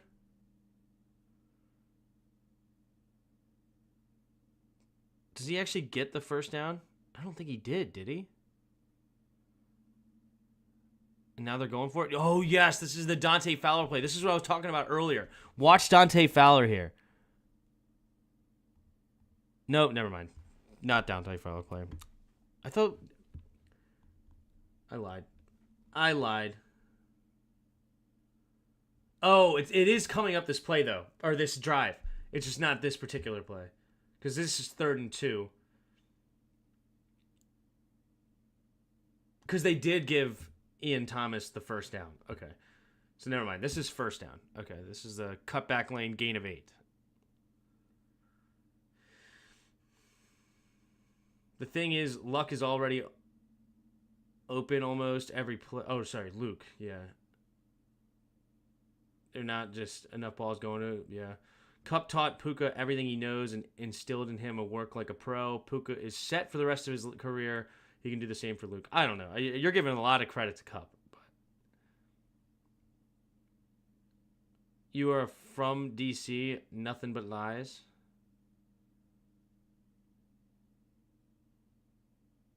I don't understand. What have I lied about? What are we talking about here? Handoff up the middle. Nice. Is that Fowler again, too? No, who's this? Payne? Payne makes a nice jump on that play. Did I go back one too many? I may have gone back one too many. Yeah, I did. One back too many. So this is the 8-yard play. Now Newton's on the field. Payne does a great job here. Wow. What a swim move by Payne. Whew, that's how you avoid a double team. You just avoid the other one altogether, and then you swim on this guy, understanding that he wants to down block you. I love this because you have him. I think this is Chin most likely. No, this is Quan. I think this is Chin. Chin covering up the tight end, then Dante Fowler inside the other tight end, and now you can just swim move on the tackle because they're going to go down block, but you're not going to get double teamed on the backside because he has to worry about Fowler, right? It's actually a designed swim move. So it's not just he just happened to just make a nice instinctual play. No, he understands. I don't need to go here. I need to attack the C gap here, right? A, B, C. I need to attack the C gap because that's the weakness of this. As long as Fowler takes on the tight end, this is the weakness because he's going to want to down block. There's going to be a space there. Boom. Beautifully done there. And then he's just lost in the sauce. And then Daron Payne makes the tackle. Freaking awesome.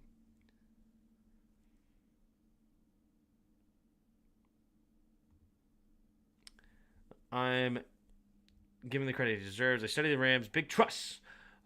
The way Puka talks about how important Kupp was to him is like how Jayden talks about Mariota, except in skill development. I don't know, dude. I mean, that just sounds like media talk. Like, oh yeah, he's been so important to me. It's great. I mean, like, how often do you hear somebody say, oh yeah, they didn't really teach me anything. They weren't really that, I'm not going to give them any credit for my success. And, it wasn't really Kupp that helped at all. So, I know I had a great rookie season and I played really well and it was all great and everything like that. But it wasn't really anything to do with Kupp. I mean, of course you're going to say, oh yeah, Kupp was great. He taught me so much and he's so important to me and he's awesome and all this good stuff. I mean, of course you're going to say that. Tim, have I ever been wrong? You know, I read between the lines. I don't fail you often with my info. I mean, that's fair. I mean, you were wrong about Blake Corum. Shout out Kyron Williams. Luckily, you were wrong. I was happy. Aaron Rodgers says that, Tim. Okay, I said how often. I didn't say it never happens, but it's fine. All right. In the shotgun. Man, Luvu was nearly offsides. And then who's that who makes the tackle? Man, look how close Luvu was to offsides here.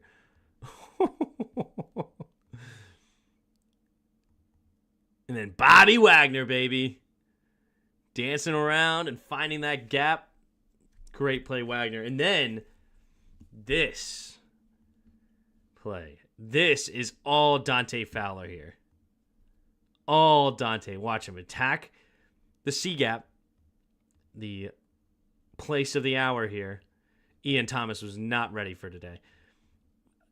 Pinches down, and now just Thomas has no chance. He has no chance to beat him to that spot. And he took a false step. That was a huge mistake. And then Dante Fowler blows this up. It sucks that Andy Dalton didn't keep this. Actually, if Andy Dalton keeps this.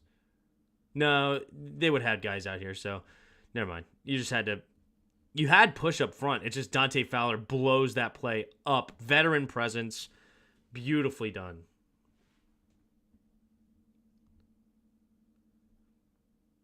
I'm the guy who said Puka was good before he blew up, so I know I studied them before he even blew up. Fair. You wanted Jayden, Tim wanted Micah Penix. Yep. Have the same faith in Terry that you do in Kupp to grow our wide receiver room. Okay. Okay. All right.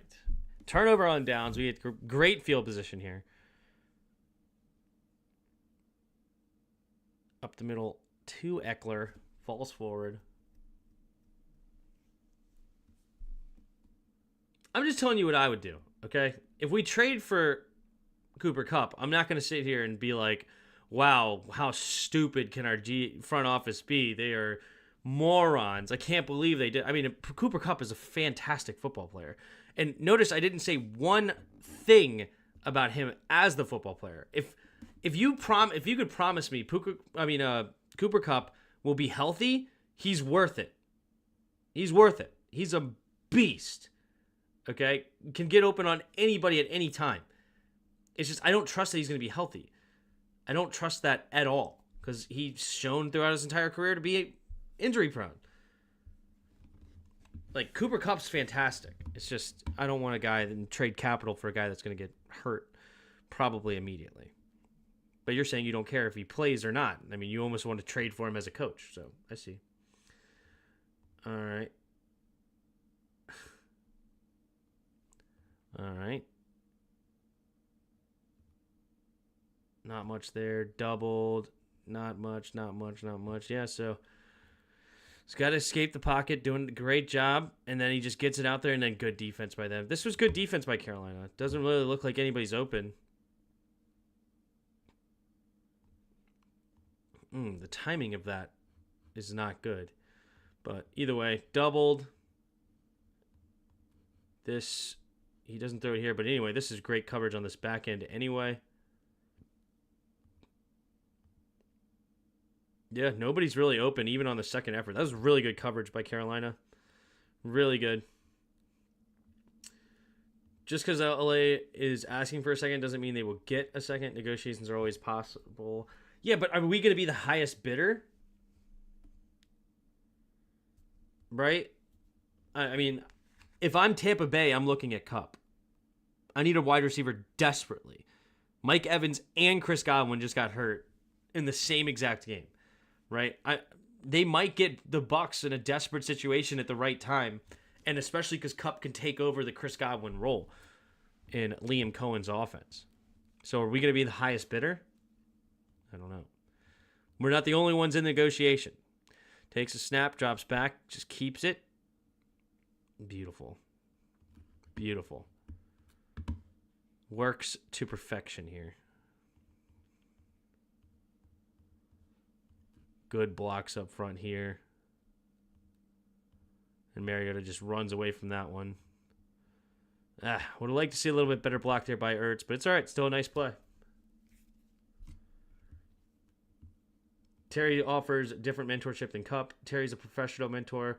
Kupp can teach you the details of an elite receiver. I see. That and Baker and Kupp have already played together, haven't they? Yep. That's right. Baker was over there. Or was Kupp hurt? I don't know. Baker was definitely there. Tampa Bay is out. Atlanta will take the lead, and Tampa will fight with New Orleans for wildcard spots. Well, not only New Orleans, everybody in the NFC North. And you never know if, like, the Eagles wake up. It's a great cutback lane. Let's go back to the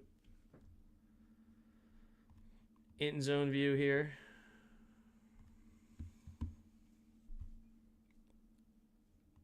Tim, did you see Andy Dalton got in a car accident today? Is that true? I did not see that. Hopefully he's all right. Cut it all the way back. All the way back. And then Wiley gets called for a holding. Ugh.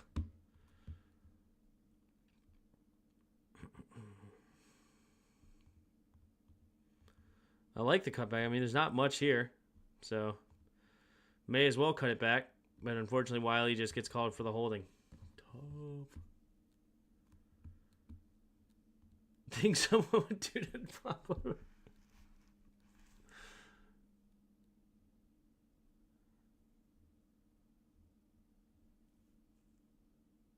Seems like a lack of full padded practice during the week are making everyone soft. I don't know.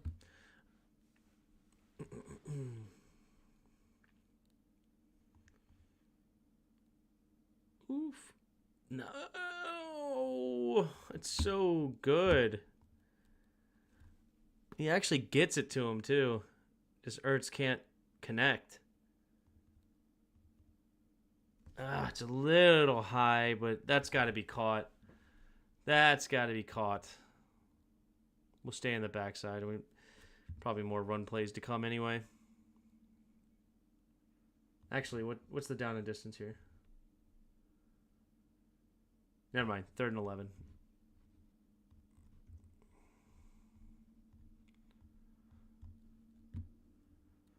How old is Mariota? He was drafted in 2015. He was probably 23 then. So he's probably roughly 9 years later. 32? I'd say 32.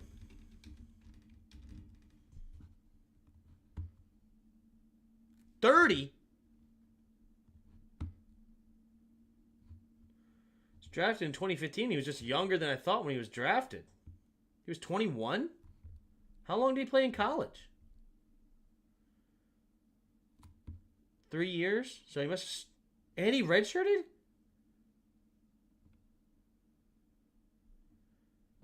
'18, 19, 20, 21. So 2015 he should be... Okay, well 22. I should have been only a year off. What was he, 17?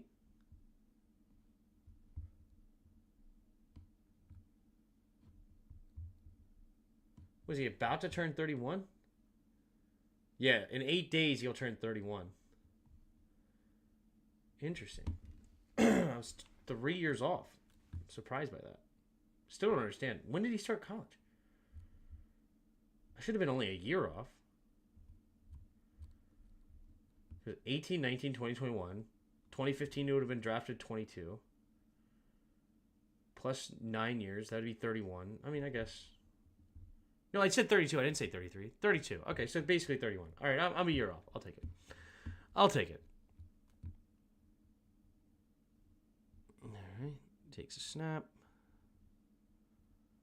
Oh, my gosh.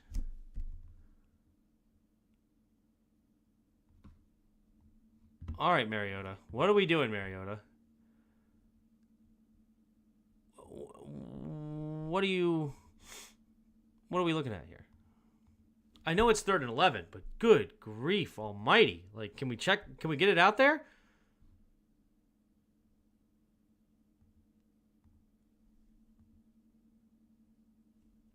Ugh. He's just looking for the sticks. He's not even focused on the check down at all.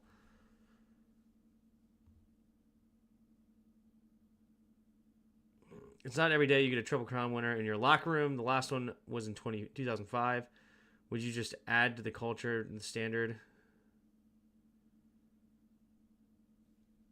Marvin Harrison? Did Marvin Harrison win the Triple Crown?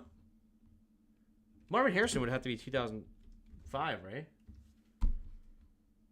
Not junior. Nobody cares about junior. Just kidding. Marvin Harrison.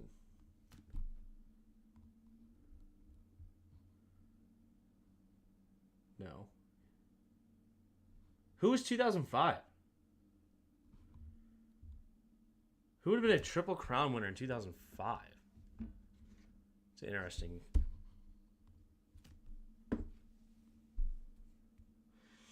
Marvin Harrison's not a horse. Fits the culture exactly how our brand wants to play football. He has so much cap space. Oh, Steve Smith in 2001. They did go to the Super Bowl that year, right? Or no, they won a Super Bowl in like 2003. Steve Smith was a Triple Crown winner. I didn't know that. Wow, that's cool. That's a cool little tidbit there. Can you name all the Triple Crown winners? Probably not, but where's the stats? 2005. Yeah, look at that. 103 catches, which is funny. That's 103 catches is the number one. That seems low, but 1,500 yards and only 12 touchdowns. So it was actually a little bit of a down year for receivers, I guess. Does 12 touchdowns like ever lead the NFL these days? Still a great year. Don't get me wrong. It's just, but anyway, interesting, cool. Did we actually steal that ball? No, it was down by contact. That's right. I remember. We wanted this ball badly.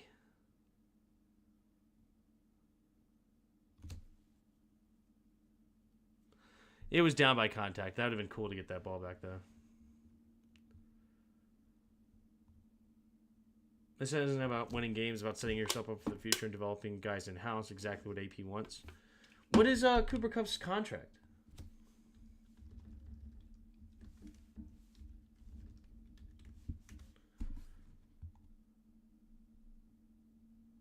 Oh, shoot. He has to still have a couple more years. Man, that's a lot of cap space to eat. That's a lot of cap space. I'm not doing it, dude. I'm out. I'm out. I think we have the coaching staff to instill this. You don't need that. Brutal. In the bushes. You got him. This is classic. Classic naked bootleg, play action, open tight end. You'd like to see him cover it, but classic there. Looks like a problem with the video. Okay, can we refresh? Downs, punt, 16 yards. This.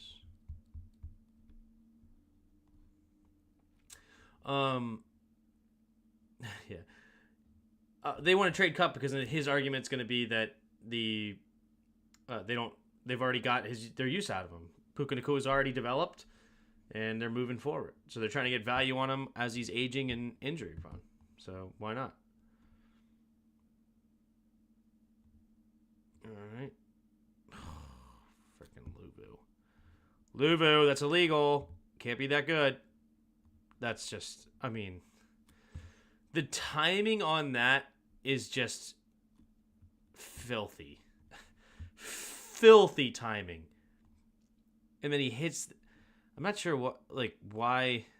Oh, never mind. I know why, because it's a fake run. No, it's not a fake run. It's just a straight up run. I don't know, actually. This is just a bad play by the left guard. He needs to take this. You can't just allow a free rusher.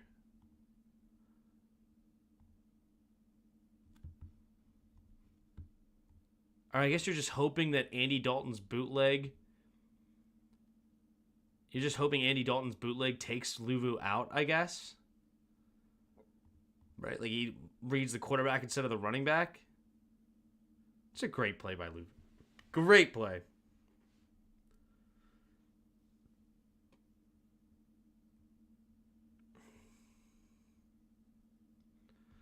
But also, Peter, I'm not worried about Luke.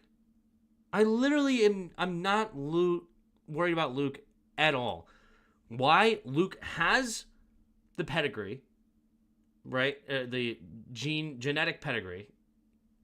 He has the work ethic. He's got everything already. Luke is already an elite in those categories. I love Luke. Like, he's going to learn it. He's going to figure it out, right? And I don't think he needs a Kupp to get there. He's already open all the frickin' time. We're just not throwing them the ball yet, which is fine. He's a rookie. He doesn't deserve to get all the looks yet. And it's early in the season. But I'm hoping as we move along, he gets more and more looks. 3 receivers to the right. Empty backfield. Takes a snap. Drops back. Dalton. Rolling to the right. Throws underneath. It'll be caught. And good defense. Good defense. Force the punt.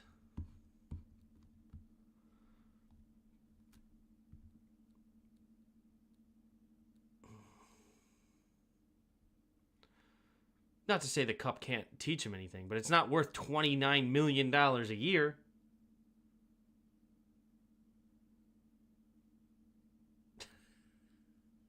Change your shorts to just let Luke do his job. Screw you. I hate you. Me and you are fighting now. Just kidding. I don't understand how we don't see his value. The whole reason why they're moving on from Kupp is because they did what I'm saying with Puka. Yeah, I mean, I didn't say I don't see his value. It's just, it's not that value. I mean, his cap is insane. And you're trading a pick away. Huge cap and a pick. Is that really, like, you really don't think that Luke's going to learn?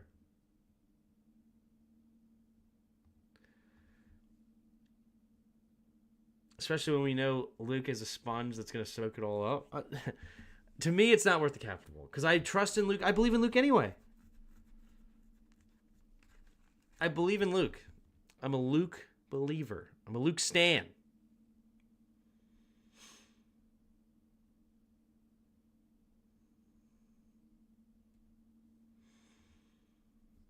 I believe in Luke to learn from frickin' YouTube. That guy's got the workout. He's going to learn. He's going to soak it all up, period. I don't get over the offseason. I don't care. Go do a camp with Cooper Kupp. We don't need to trade a bunch of cap for you to learn from Cooper Kupp, rather. Go do, go hang out with him in the offseason. That wide receivers from different teams go hang out all the time.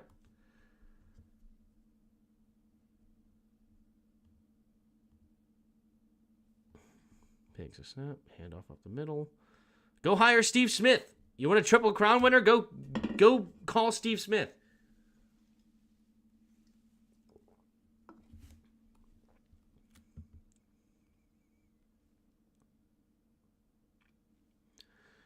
All right. Ooh, they get him to jump. Free play. But now they're going to say encroachment.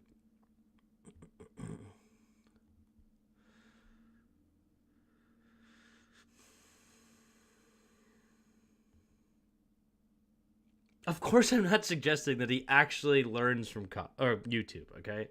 My point is I trust him to learn it, okay? Obviously, we want him to get a coach. Obviously, we want to have good guys in the building for him to continue to learn from. I want him to go hang out with receivers that he wants to learn from in the offseason, like you see wide receivers do all the time. I want him to learn as much as possible from real human beings in the world. I hope he's not actually sitting in front of YouTube. I get it. Okay.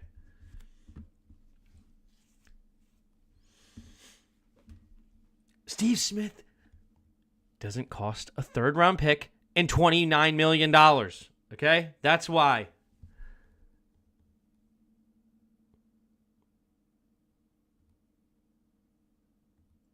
Legal man downfield.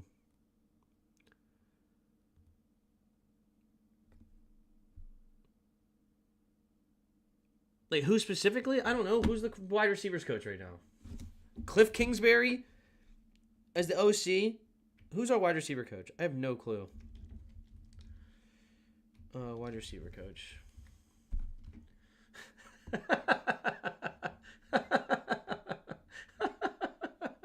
Imagine if Dan Quinn was actually... Imagine if Dan Quinn was actually the wide receiver coach. Sorry. That's funny. Bobby Ingram. He was hired on March 9th, 2023. Is he actually still... So, this is his second year?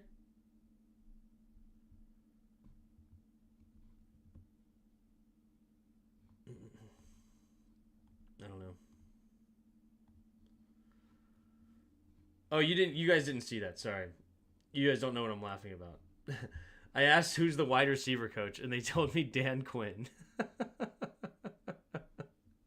That's why I'm laughing. Sorry, you guys didn't. I forgot that it's on my other screen that you can't see. But Commanders wide receiver coach Dan Quinn. Sorry. Give me my money and you get nothing. And Tim is young and naive, thinking that Americans work more when people aren't watching. Look at what Prescott and CD lame. Kupp coming into Dan Quinn's culture, that's what's going to set up Luke for major success. He's not the team. Steve doesn't give a crap about Luke. I mean, if you hired him, he would. Who's better, Cooper Kupp and Dotson? It's not even a question. Jahan Dotson's way better. We should go trade him back for a second-round pick because Jahan Dotson needs to teach Luke everything he knows. He's not going to cost $29 million. They're paying for his part of the contract this season. Are they doing it forever? Because this year he's $29 million, and they said they would pay $15 million of this year's base salary. But then you have $29.7 million the year after that, and $27.3 million the year after that.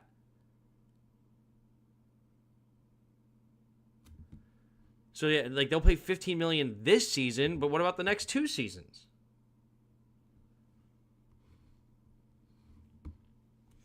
All right. I appreciate you, Peter, for standing your ground and going back and forth. It's fun. We do it in a respectful way. I respect it. Okay? I think you bring up good points, very good points. I do love Kupp, and if we end up making the move, I'm not going to freak out, okay? Because I would love to have Kupp here. I think it'd be super interesting. I just don't think it makes sense completely, in my opinion. Okay? That's my opinion.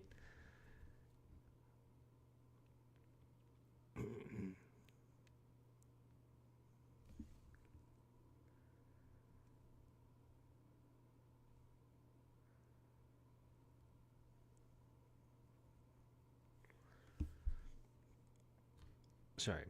I just missed a whole play, didn't I? Wasn't paying attention. All right, let's see what happens. All right, Mariota.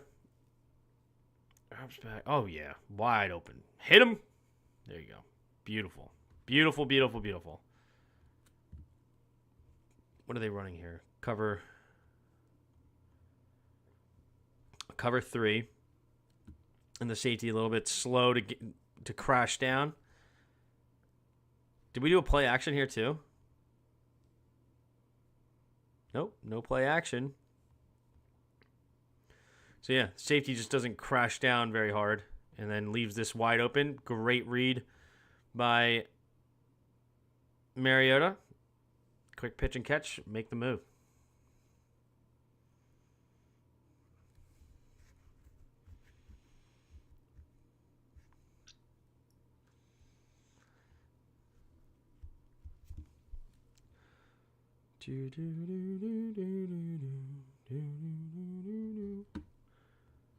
Timing probably could be a little bit better on this.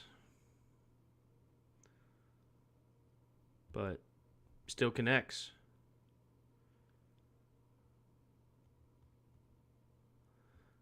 It's actually not too bad. He's throwing it just as he hits off his cut.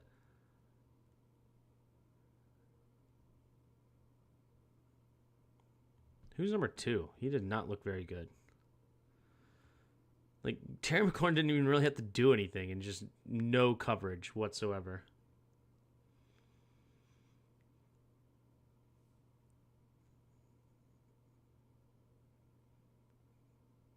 I like this play. It's in slow motion.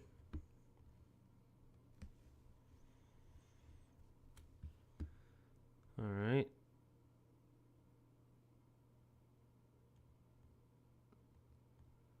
Now it's sped up. Weird.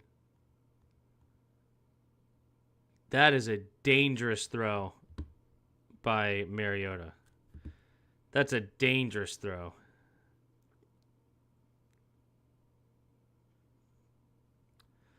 It works out because this guy vacates, but man, if this guy hung out here, luckily this underneath guy, and he's looking right at him the whole time, luckily he does not drop back into this window. But he does squeeze it in there to Turry. I love it. Another first down. That's why they don't just sign every guy that comes up in the media, even though we have tons of money and capital. Yep. Yeah, not about winning this season, I agree. It is about the future. Here we go, in the shotgun. Blitz coming. Gets rid of it quick, and Zacchaeus never even locates the football. Could he... I mean, Blitz coming here. Why not throw it to Luke?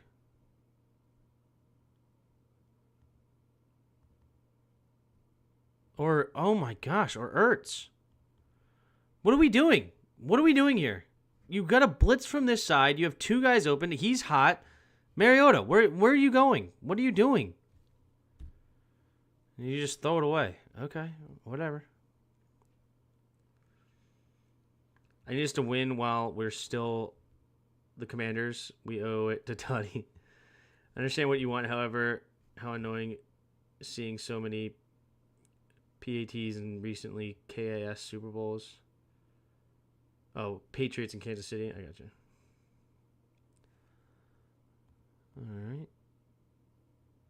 Holy moly. Okay. I don't know. Mariota scares me. Mariota scares me. This is just bad defense here. I mean, that throwing this pass when this guy's standing right here is pretty wild. That is pretty wild. Yeah, that's a pick against Chicago. Oof. Rolling to the right. Wow, that's a great pass. Now that's a great pass. On the move. That's not dangerous at all. That's beautiful. That is beautiful. Zach Ertz doing a great job finding open space for his quarterback. That's not the route that he was supposed to run. He just saw his quarterback being flushed, find space, and get in there. Open touchdown. Maybe we can hire Steve Smith to be Tutty. That way you can coach up wide receivers during the game and nobody would know. I can use this just for longevity. Got working 5 hours. Good night, fellas. HTTR. Sleep well. See you guys Sunday. Thanks, Bob. I keep wanting to call you Bob, and I did it that time, but it's Bomb. Appreciate you, Bomb. Yeah, I got work in about 5 hours, too. No, I don't. I'm off tomorrow. I forgot. I'm off tomorrow. My boss gave me the day off. I forgot. I was supposed to work tomorrow, but then the job got canceled, and he's like, you know what? Just take it. You worked hard lately. Appreciate it. And gave me the day off. So like, fudge, yeah.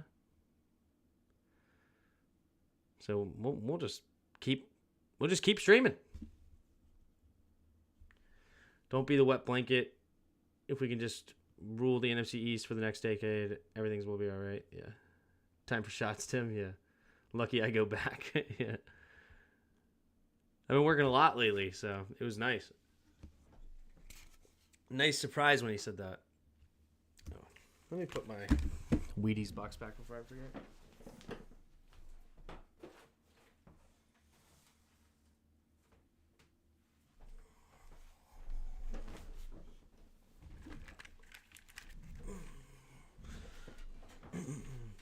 Another 12-hour stream.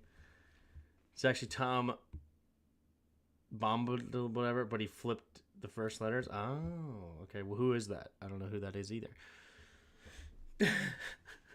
Uncultured swine, Tim is. Uncultured swine. All right, here we go. Something happened here. Fumbled snap. Luckily, Mariota hops on it.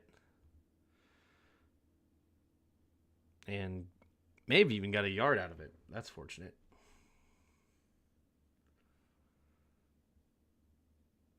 Man in motion. Play action. Mariota. All right, good coverage here by them this time. Not really anybody open. Dancing around, finding space. And he's just going to turn it into a positive play with his legs. Man, looking like Jayden Daniels. This is great protection here by the offensive line as well. Little help chip for Wiley, so a double team on that side. It's only a 4-man rush, and you have 1, 2, 3, 4, 5, 6 blockers against 4, and they do their job. This is beautiful. Biotish one-on-one. He's got to step up and make a big blocks here for his quarterback, and does. And this is a really good safety play, corner, whoever this is. Really good play here to drop off on the tight end because he wants to throw it here, but he sees this is covered. Terry doubled. And really, if you throw this deep, he's just going to continue to run. So it's almost like you have 3 covering 2 here. Good coverage underneath. And, yeah, I mean, good play by Carolina, but it's great offensive line play. Allows enough time for Mariota to escape, and he does. First down with his legs. Beautiful. In the pistol, man in motion. Quick throw to the right. Is that Diami? We had a holding call, though. Unfortunate.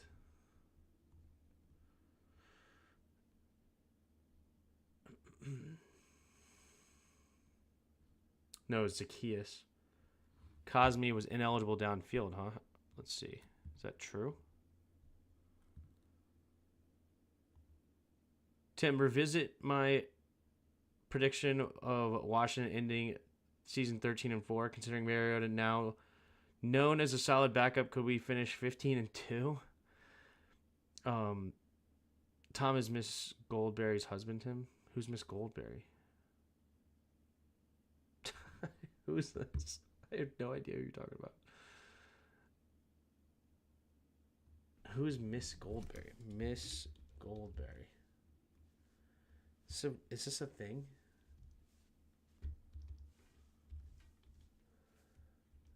No, it's not a thing. You're just making things up.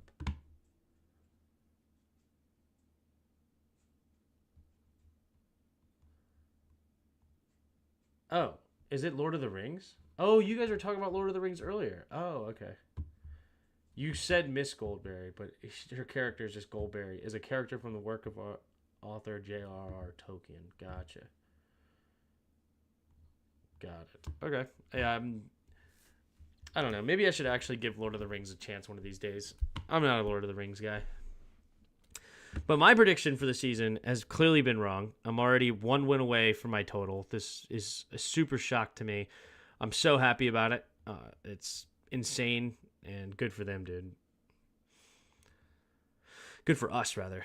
I'm so excited. I love being wrong when I predict against this team. I love nothing more than to be wrong when I make a prediction that's not very good for the team.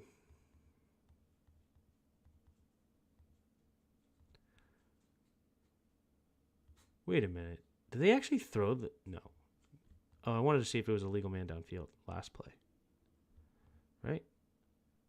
When was this? Was it this play?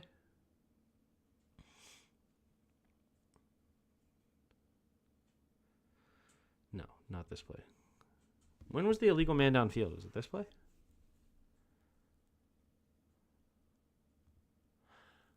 Oh, what a horrible call. That is not a legal man downfield. Terrible.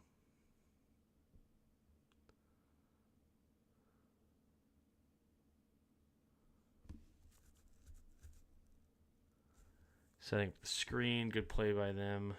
I'm not sure if anybody really messed up here or just a good play. Nah, just a really good play by the D tackle. Read it the whole way.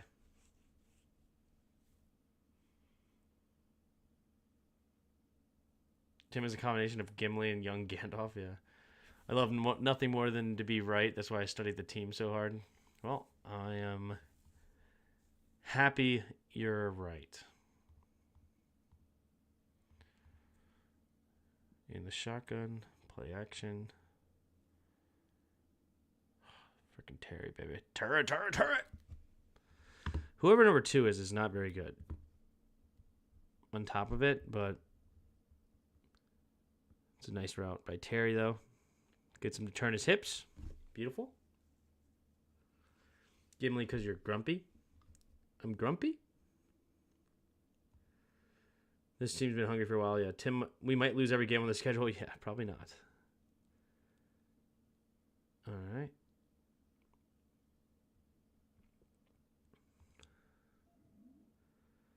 Oh, that is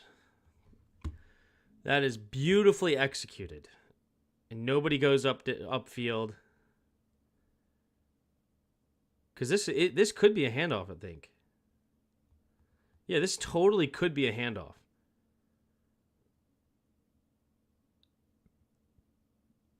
But instead, excuse me, a little RPO action. Bang. You know what? That actually just taught me something.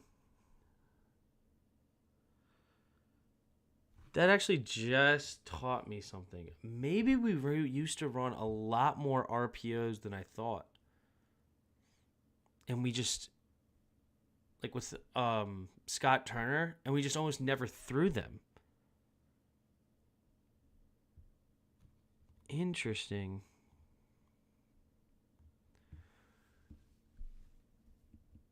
Okay, I understand now why they do this. So, if it's just a straight up zone read,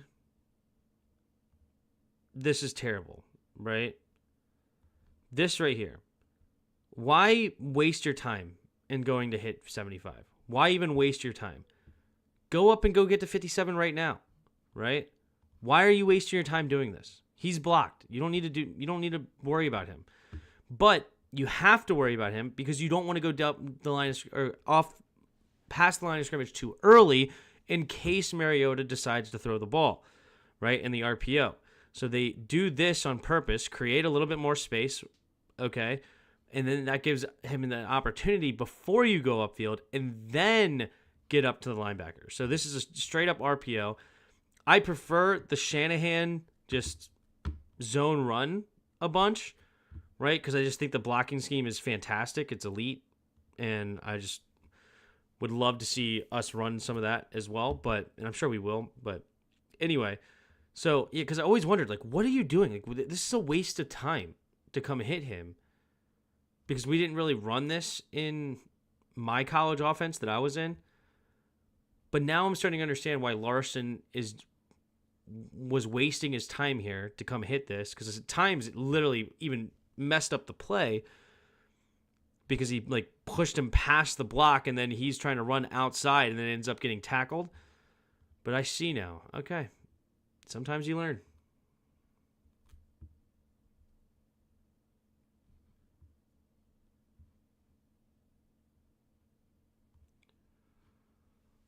Sometimes you learn. Cool. Tim, what college I play for? A smaller school called Rockford University, Division III. I didn't play all that much. I wasn't very good. I walked onto the football team. I was a basketball player my whole life. But yeah, I think I had like, I don't know, 1, 2, 3, 4, 5. I don't know. I had less than 10 catches for like 150 yards, probably. Something like that in my career. I didn't play that much. No touchdowns. I love playing 21 because being tall. Was never a fan of organized sports. Gotcha. 21 was the good old days. We called it 33. But anyway, beautiful throw there by Mariota. Love to see it. All right.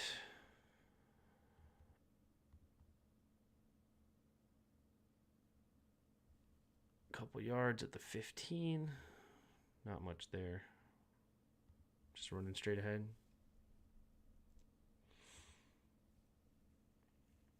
Did you play into the negatives for 33? Like you could get tapped into the negatives? Is that what you mean? No, 0 was the limit when I played, if that's what you're talking about. Yeah, no, 0 was the limit. Play into the negatives, that's funny. We wanted the game to end, Richard, okay? We wanted the game to end.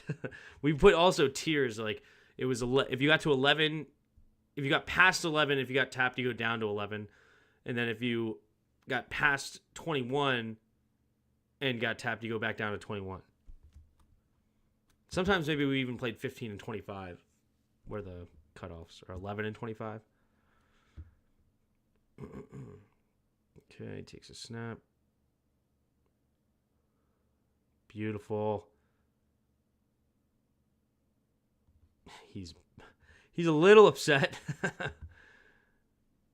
Probably would have thrown it a little bit earlier, like right now, but it's okay. He gets it out there, a little off kilter to Wiley, giving him a little pressure. But he does get it out there enough for a first down. Also, where's Luke on this? See Luke's out here. What does he look like here?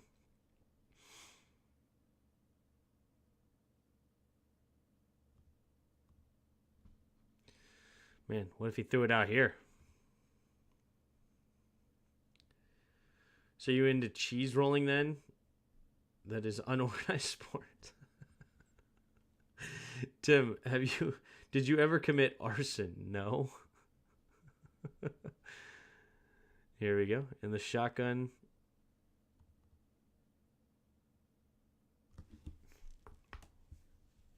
Not much. Does get a couple of yards. Always good to get a couple of yards in the red zone. Is this our boy? Is this our boy?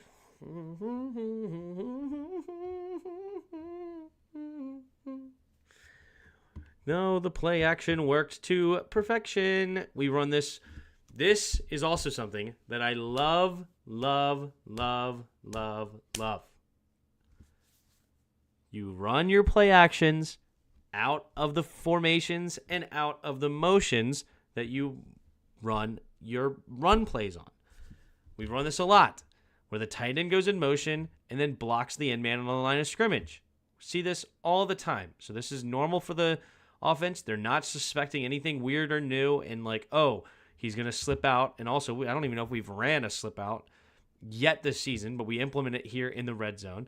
But we do this block all the time, which Jay Gruden was one of the worst at. Like his play actions were out of different offensive line movements than his actual run plays, which would frustrate the crap out of me. But anyway, we do this all the time. So he has no thoughts about it. And then play action, and then he just bang. Wide open. Wide open. Love it. I played back in the late 90s and 2000s. One-hand tips were -2 and two-handed were 1. One-handed tips were automatic down to 0. Okay?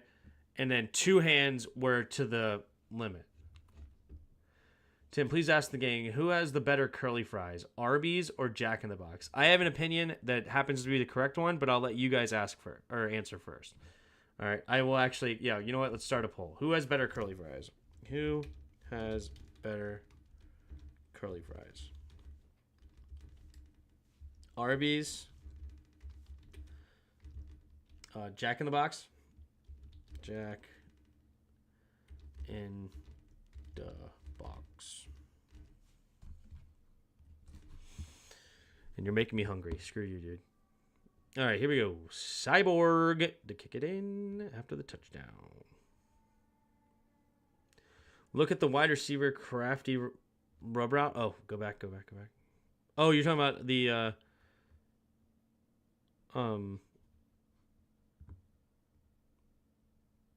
was it this play?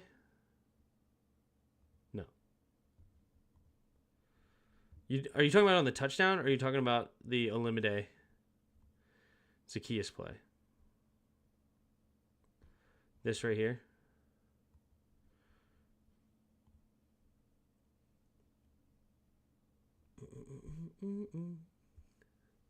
Tim, you're not working tomorrow. Get the defense. What?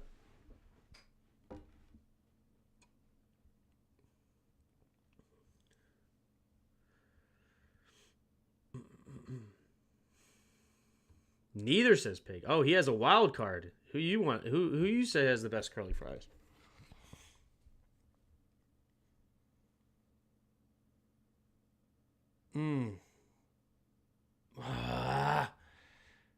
You've made him fumble. Oh, number 3's hurt. And he gets landed on. Add insult to injury. Ugh. Okay. Coker. In motion. That is Coker, right? Am I making this up? They're the team that... I call too many games now. But they did have a guy named Coker. Yeah, Jalen Coker. Yeah, that's it.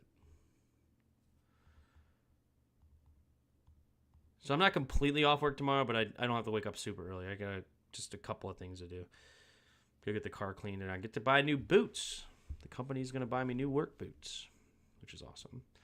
My Red Wings, I've had them, I think, for at least 2, but maybe even 3 years. If you are in construction, highly recommend Red Wings. They're more expensive than some other ones, but they lasted way longer. I used to have to buy a pair of boots every year, once a year, when I was buying like the Timberlands or some other ones. This one lasted at least 2, maybe 3 years, and they are awesome. Love Red Wings.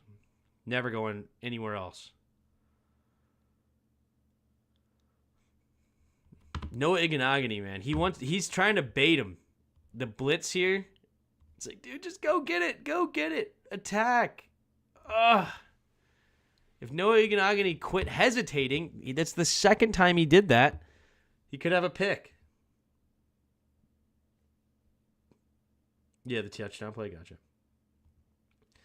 And recommend a Red Wing experience, never again. Had an ex that recommended a Red Wing experience, never again. Is that a joke? Or, well, I'm sorry that it's your ex, but if your ex was correct, because Red Wings are amazing. For sure. Good coverage on the back end. And that's third down. Incomplete. Another punt. He just walked slowly against the man like it was a run. Walked the edge right out of the play. Yep. I'm talking about J.C. Horn. Yep. Fair catch going to be called and called at the 33. All right, here we go. 2 receivers each way. Man in motion. Delayed handoff a little bit. Wow. It's a great little burst through the hole there. Little patient, and then bang. Beautiful. Gain about 5. 2 receivers each way again. Now Sinnott goes, see, same thing. Sinnott goes in motion, and he's the lead block. Beautiful.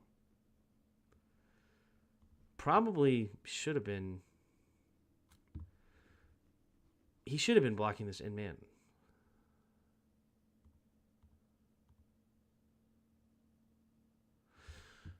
Got it. Okay, so technically this is Noah Brown's man. Right, he's supposed to ignore this corner and come block the safety, but they switch sides. Right, and then Ben Sinnott's going to motion over, and he's going to take the in man. But he's supposed to be the outside. Like, he should be down blocking, essentially, so that Sinnott's the outside. Sinnott probably needs to adjust here to understand what's going on and run inside instead of just running out and blocking. Because this is his man. He needs to cut up. All right, no problem. Lead block, right? Because if he does continue to push him out and you can block this man, that he's not going to be much of a factor because he's going to run right in between you guys and just run away, outrun that linebacker, right? But you just continuing to run and block out here now leaves this guy completely unblocked. Makes a nice move to get the first down, though.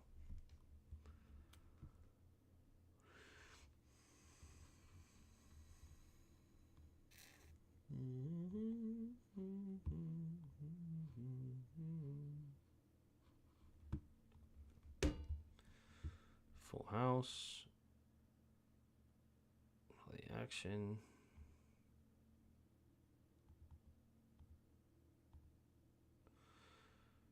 Yeah, there's a little tight window to Terry this whole time, but it is very tight.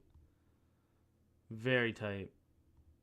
This is the Derrick Henry play. They ran twice last night. Gotcha. Yeah, I mean, that's tough. Especially when he stops back here.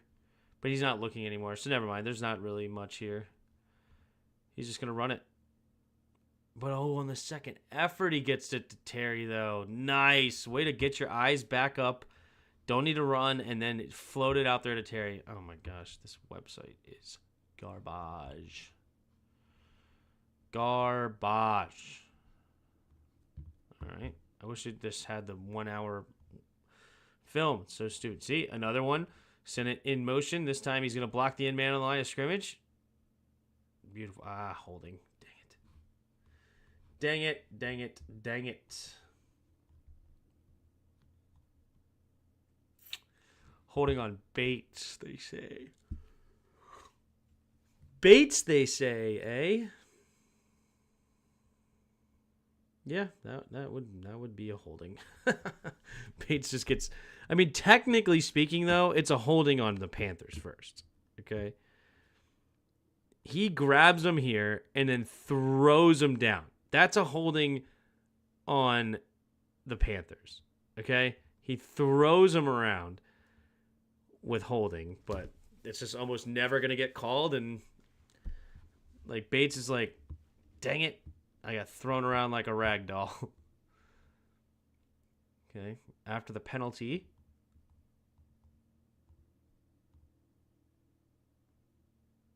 Honestly, really good protection. Everybody's man up. It's a 5-man rush.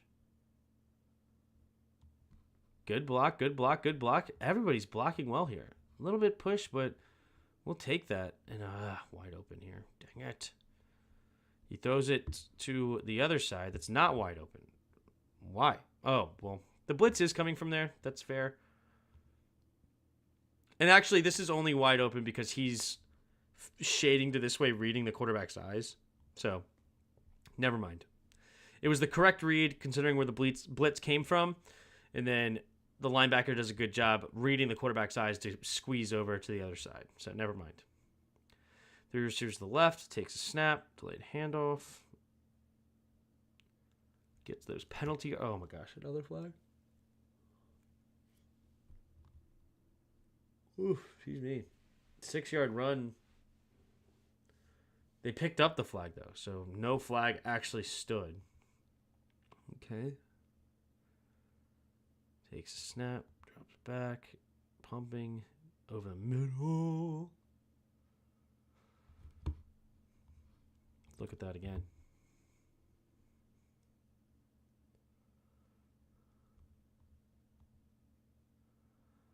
Interesting. Interesting.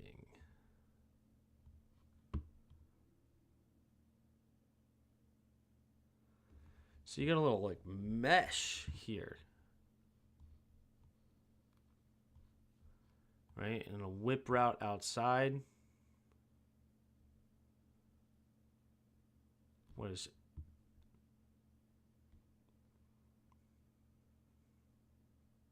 Terry's going to do something to distract this safety, whether it be a post, a deep comeback, a a fly, something like that.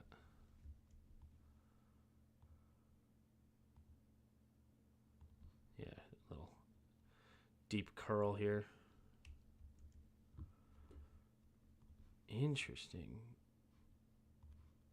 And who do you read on this one? Is it the safety?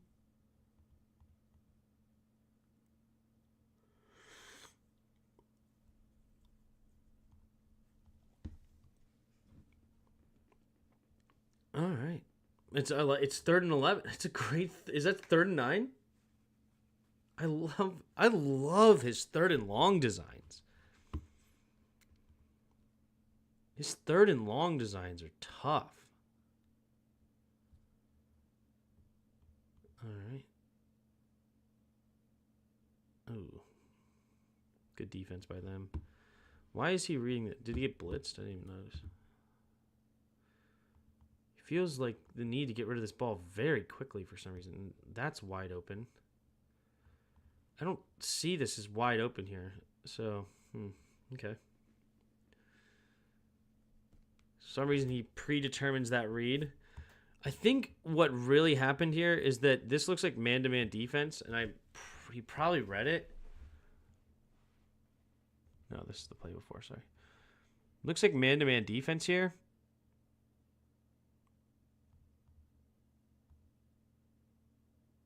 No, is it?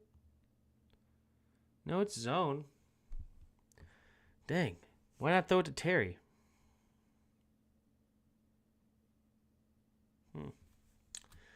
Okay.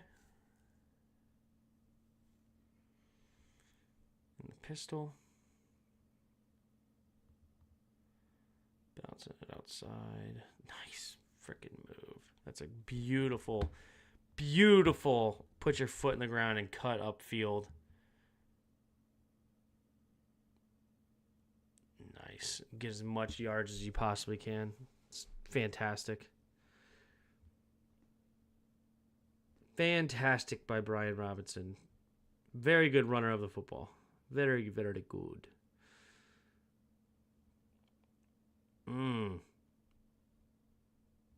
I like this here. Oh, is this a false start? Yeah, false start. No safety help over the top. I know it's J.C. Horn, but I might give a look here to Diami. If they stay in this, no, they switch up the coverage. Okay. Man, I kind of liked that idea. Just fading that to Diami.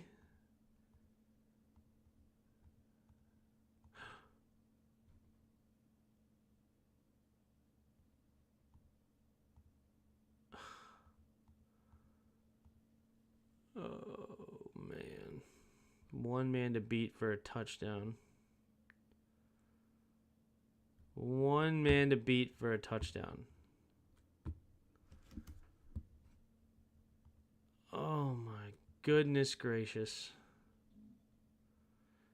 It's cover 4. Oh. Sucks. What are you going to do? What are you going to do? It doesn't get to that read. Doesn't get to the read. Okay. Oof. Nearly blocked. What are we up to now? We're actually almost done. We only got a few drives left. It's only 11. Oh, yeah. Okay. 50-50 of you are saying Arby's and Jack in the Box. The answer is Arby's, okay? I love Arby's. Their curly fries are delicious. You don't need any ketchup, nothing. Just eat them by themselves, and that's the sign of a good fry. If you don't need any extracurriculars with the fries, then they're delicious, right? McDonald's, you don't need any extracurriculars. You just eat the crap out of those fries, right? Arby's fries, same thing. Chick-fil-A fries. A lot of people like Chick-fil-A fries, but you need sauce for those things. Like, eating those plains are not nearly as good, okay? They're not. You want the Chick-fil-A sauce or the Polynesian sauce, and in reality, then the fries aren't that good. It's really just a vehicle to get the sauce into your system, right? So that's a sign. Like Burger King fries are not that good. Wendy's fries are not that good. But Arby's fries and McDonald's fries, those things are delicious. All right, here we go. Takes a snap, hand off, the middle.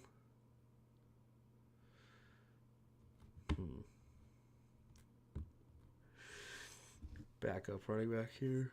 A backup D tackle. Who is this guy again? I keep forgetting. I know he signed him late after the injury. Holmes, I think, right? Or no, is that Day? No, it's Sheldon Day. Okay. Sheldon Day. Does actually a pretty good job. Let's see. Oh my gosh. Let's refresh. Refresh.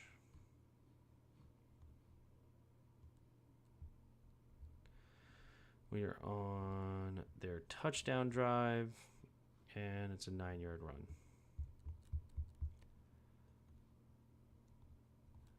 So we still have the starting defense out there. We want the shutout. It's actually a good, decent play here by Sheldon. But very good running there by Chuba. Chuba.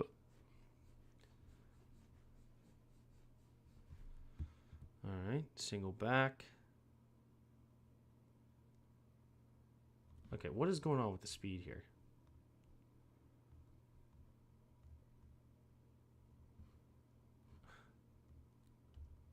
What the? This website is dog crap. This website is dog crap. Little jet sweep. Jet sweep.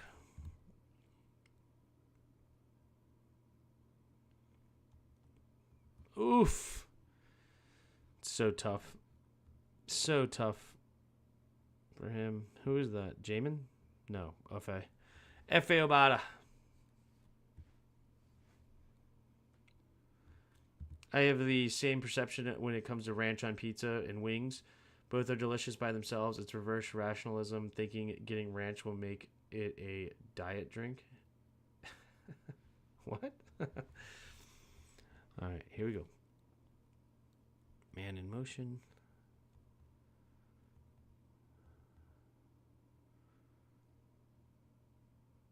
Nice. Good tackle there. Good job. Good form tackle there by Sanderstill. Break it down. Take out his legs. Much bigger human being. Don't go up top. Just take the legs out and wrap them up and take them down. Beautiful. Ooh, you get him to jump. Get him to jump.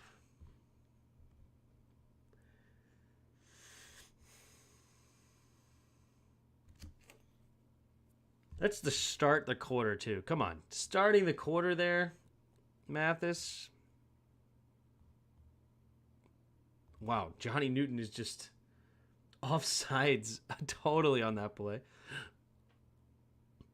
Nice, Sheldon. Good tackle. So now 2-yard gain. This is 3rd and 1. Would love to get off the field here if we could. Play action. Oh. On 3rd and 1. Come on. You have 2 guys covering him. Okay, what is going on here? This stuff is losing steam.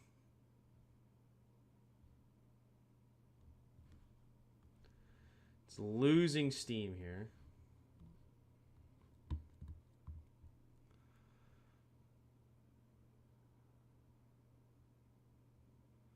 Come on, Forbes. Forbes is so...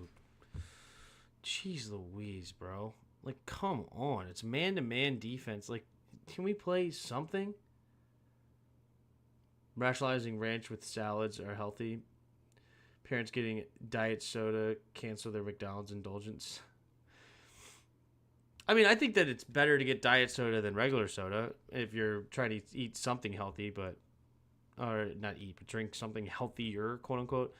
I mean... It also all depends on what you're trying to do. Obviously, it's not healthy for you. It's not good food to eat fast food.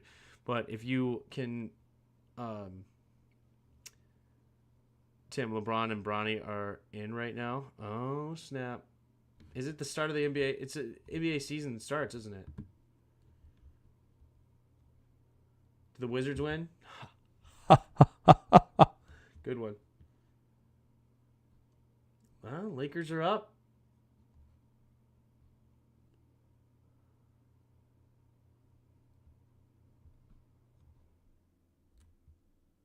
James has gotten some minutes.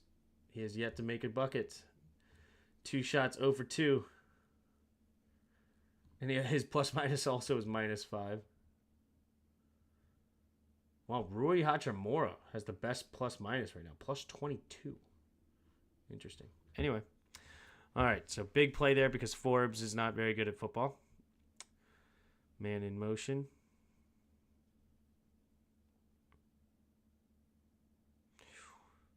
Wow. Look at the end zone view of that.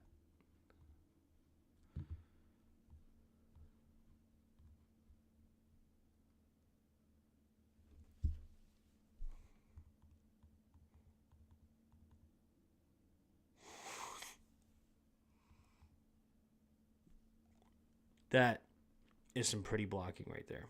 That's some pretty blocking and a very good run. That is actually fantastic. What happened here? Oh, Newton actually blew this up, but he just didn't run at the running back. Dang it, Newton. It's actually a pretty darn good play by Newton, except he just doesn't locate where the running back's going. Right? He needs to continue to scream down the line. What do we... Oh, you know what? He got held. This should have been holding. He, threw him inside. That's a holding call that they did not... that should be illegal. Bigger is healthier than soda. Get either lemonade or fruit punch, which are carbonated, aren't carbonated if needed. Mix the two for a sweet, richer... No. Lemonade and fruit are just full of sugar. It's horrible. Juices are not very good. Nice hit. Mikey. It's a beautiful, beautiful tackle by Mikey. Screaming down again against a bigger player. And just take out their legs. And he also took his legs out in a very good way, too. He's not really risking injury there. He hits him right in the center of the thigh. Clean hit. Everybody's protected. Beautiful. So now it is 3rd down and that was 2nd and 1 too. So now it's 3rd and 4.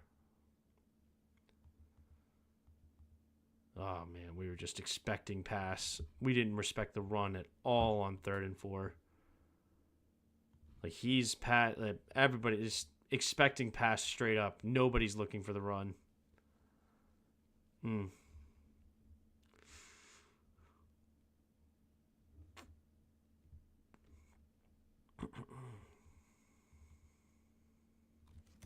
then into the end zone. No contain. Who was it? St. Juice that's supposed to contain there? Yeah, St. Juice just not contain at all. Brutal. Brutal, brutal, brutal.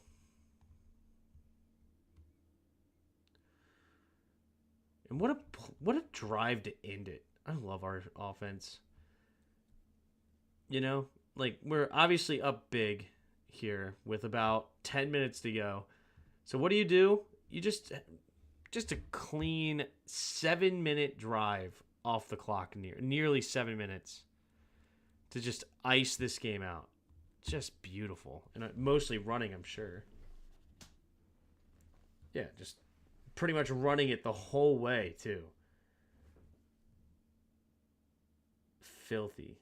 We did have one deep pass to Terry.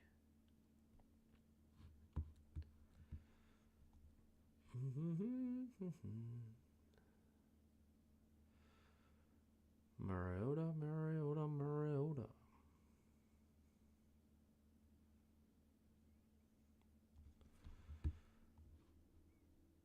I love our offensive line too. They're playing so much better than I thought.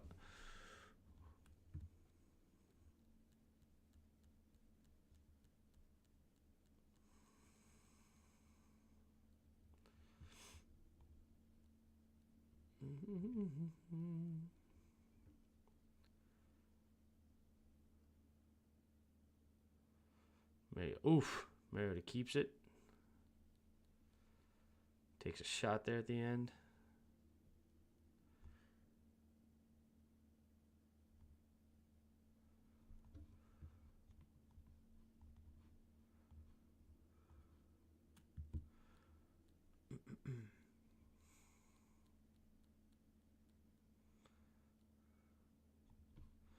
Terry wants another big play. And he's going to get one more. Nearly got to 100 yards here. Would have been sick.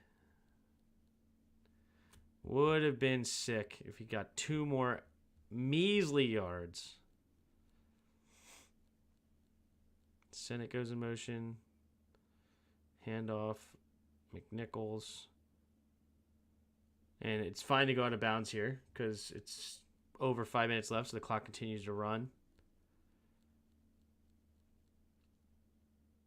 Play action. Oh, Zacchaeus just drops it. But I'm glad he dropped it because now we go to Terry. One more play to Terry, baby.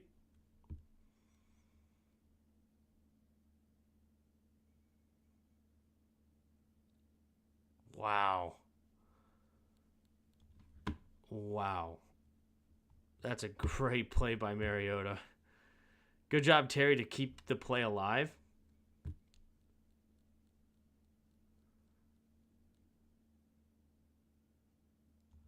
It's pretty good coverage by Horn. Terry gets tripped up at the top of his route. Yeah, not much there, but scrambles, keeps his head up, and then slings it out there to Terry. And Terry just needed 2 more yards to get to 100. May have got it if he cut it inside, maybe. But yeah, this just icing this thing out, icing on the cake. They're just not a very good team. Little tight end screen here to Senate. Love it. Love it. Alrighty. Not much here. Not much else. Just now running it, killing some clock, doing our thing. They do try to pass it one more time. Nice play by Mariota. Nice play. This Panthers defense was dog-tired and beat up. Expects a return, but is focused on being the best LA Ram that he can be. Okay. All right. Well, not much else to discuss here. I think that Mariota definitely had some plays that are going to be scary in the future. In against good secondaries, could have been interceptions. So Mariota's definitely he's gonna put it in more harm's way than Jayden did in the past, right? So it's gonna. I think that Jayden needs to play for us to have a good shot against the Bears, but you never know. I mean, if we get some turnovers on Caleb, then anything's possible, right? So you mean dog crap? Maybe did I say that? But oh, I did say dog crap. I'm talking about Carolina's team, yeah, because they're bad. Anyway, yeah, I mean, there's not much negative to say when you beat a team 40-7, right? We just dominated start to finish and looked very good doing it. I mean, 5.8 yards a carry as a unit, fantastic. B-Rob averaged 5.9. McNichols averaged 6. Austin Eckler averaged 4.3. I mean, screw Mariota. He's the one that hurt the average. He's the only one that averaged below 4 yards a carry. Technically, Eckler also averaged below the total average, but still. Jayden Daniels' 46-yard run clearly helps the averages nonetheless, but yeah, I mean, that's huge. And running the ball like that is where our bread and butter is, especially when you have a guy like Mariota at the helm. But Mariota, 18 for 23, 205 yards and 2 touchdowns. He's just, it's going to be scary if he's starting from here on out, though. Okay, he's not nearly as good as Jayden Daniels. He's not going to protect the ball as well. And Cliff's still dialing it up. I love Cliff, but we're going to have to run the ball very, very well. 3 interceptions the past 2 games. The power positive thinking, and it's McNichols. Yes, it is McNichols. All right, cool. Well, I'm going to get out of here. It was fun. So you make sure you guys all hit that like button and subscribe. We'll see you guys on Thursday night. Thursday night, we got a new week of brewing. New week starting week 8. We have the Vikings and Rams. And I know that Cooper Kupp's looking to be traded right now, but for now, he is going to play on Thursday is what it looks like. We'll see. And we'll go from there. But, all right, I'll see you then. So make sure you hit the like button, subscribe, all that good stuff, and I will see you next time. And until next time, see! Make sure I log off. No kidding. See you guys.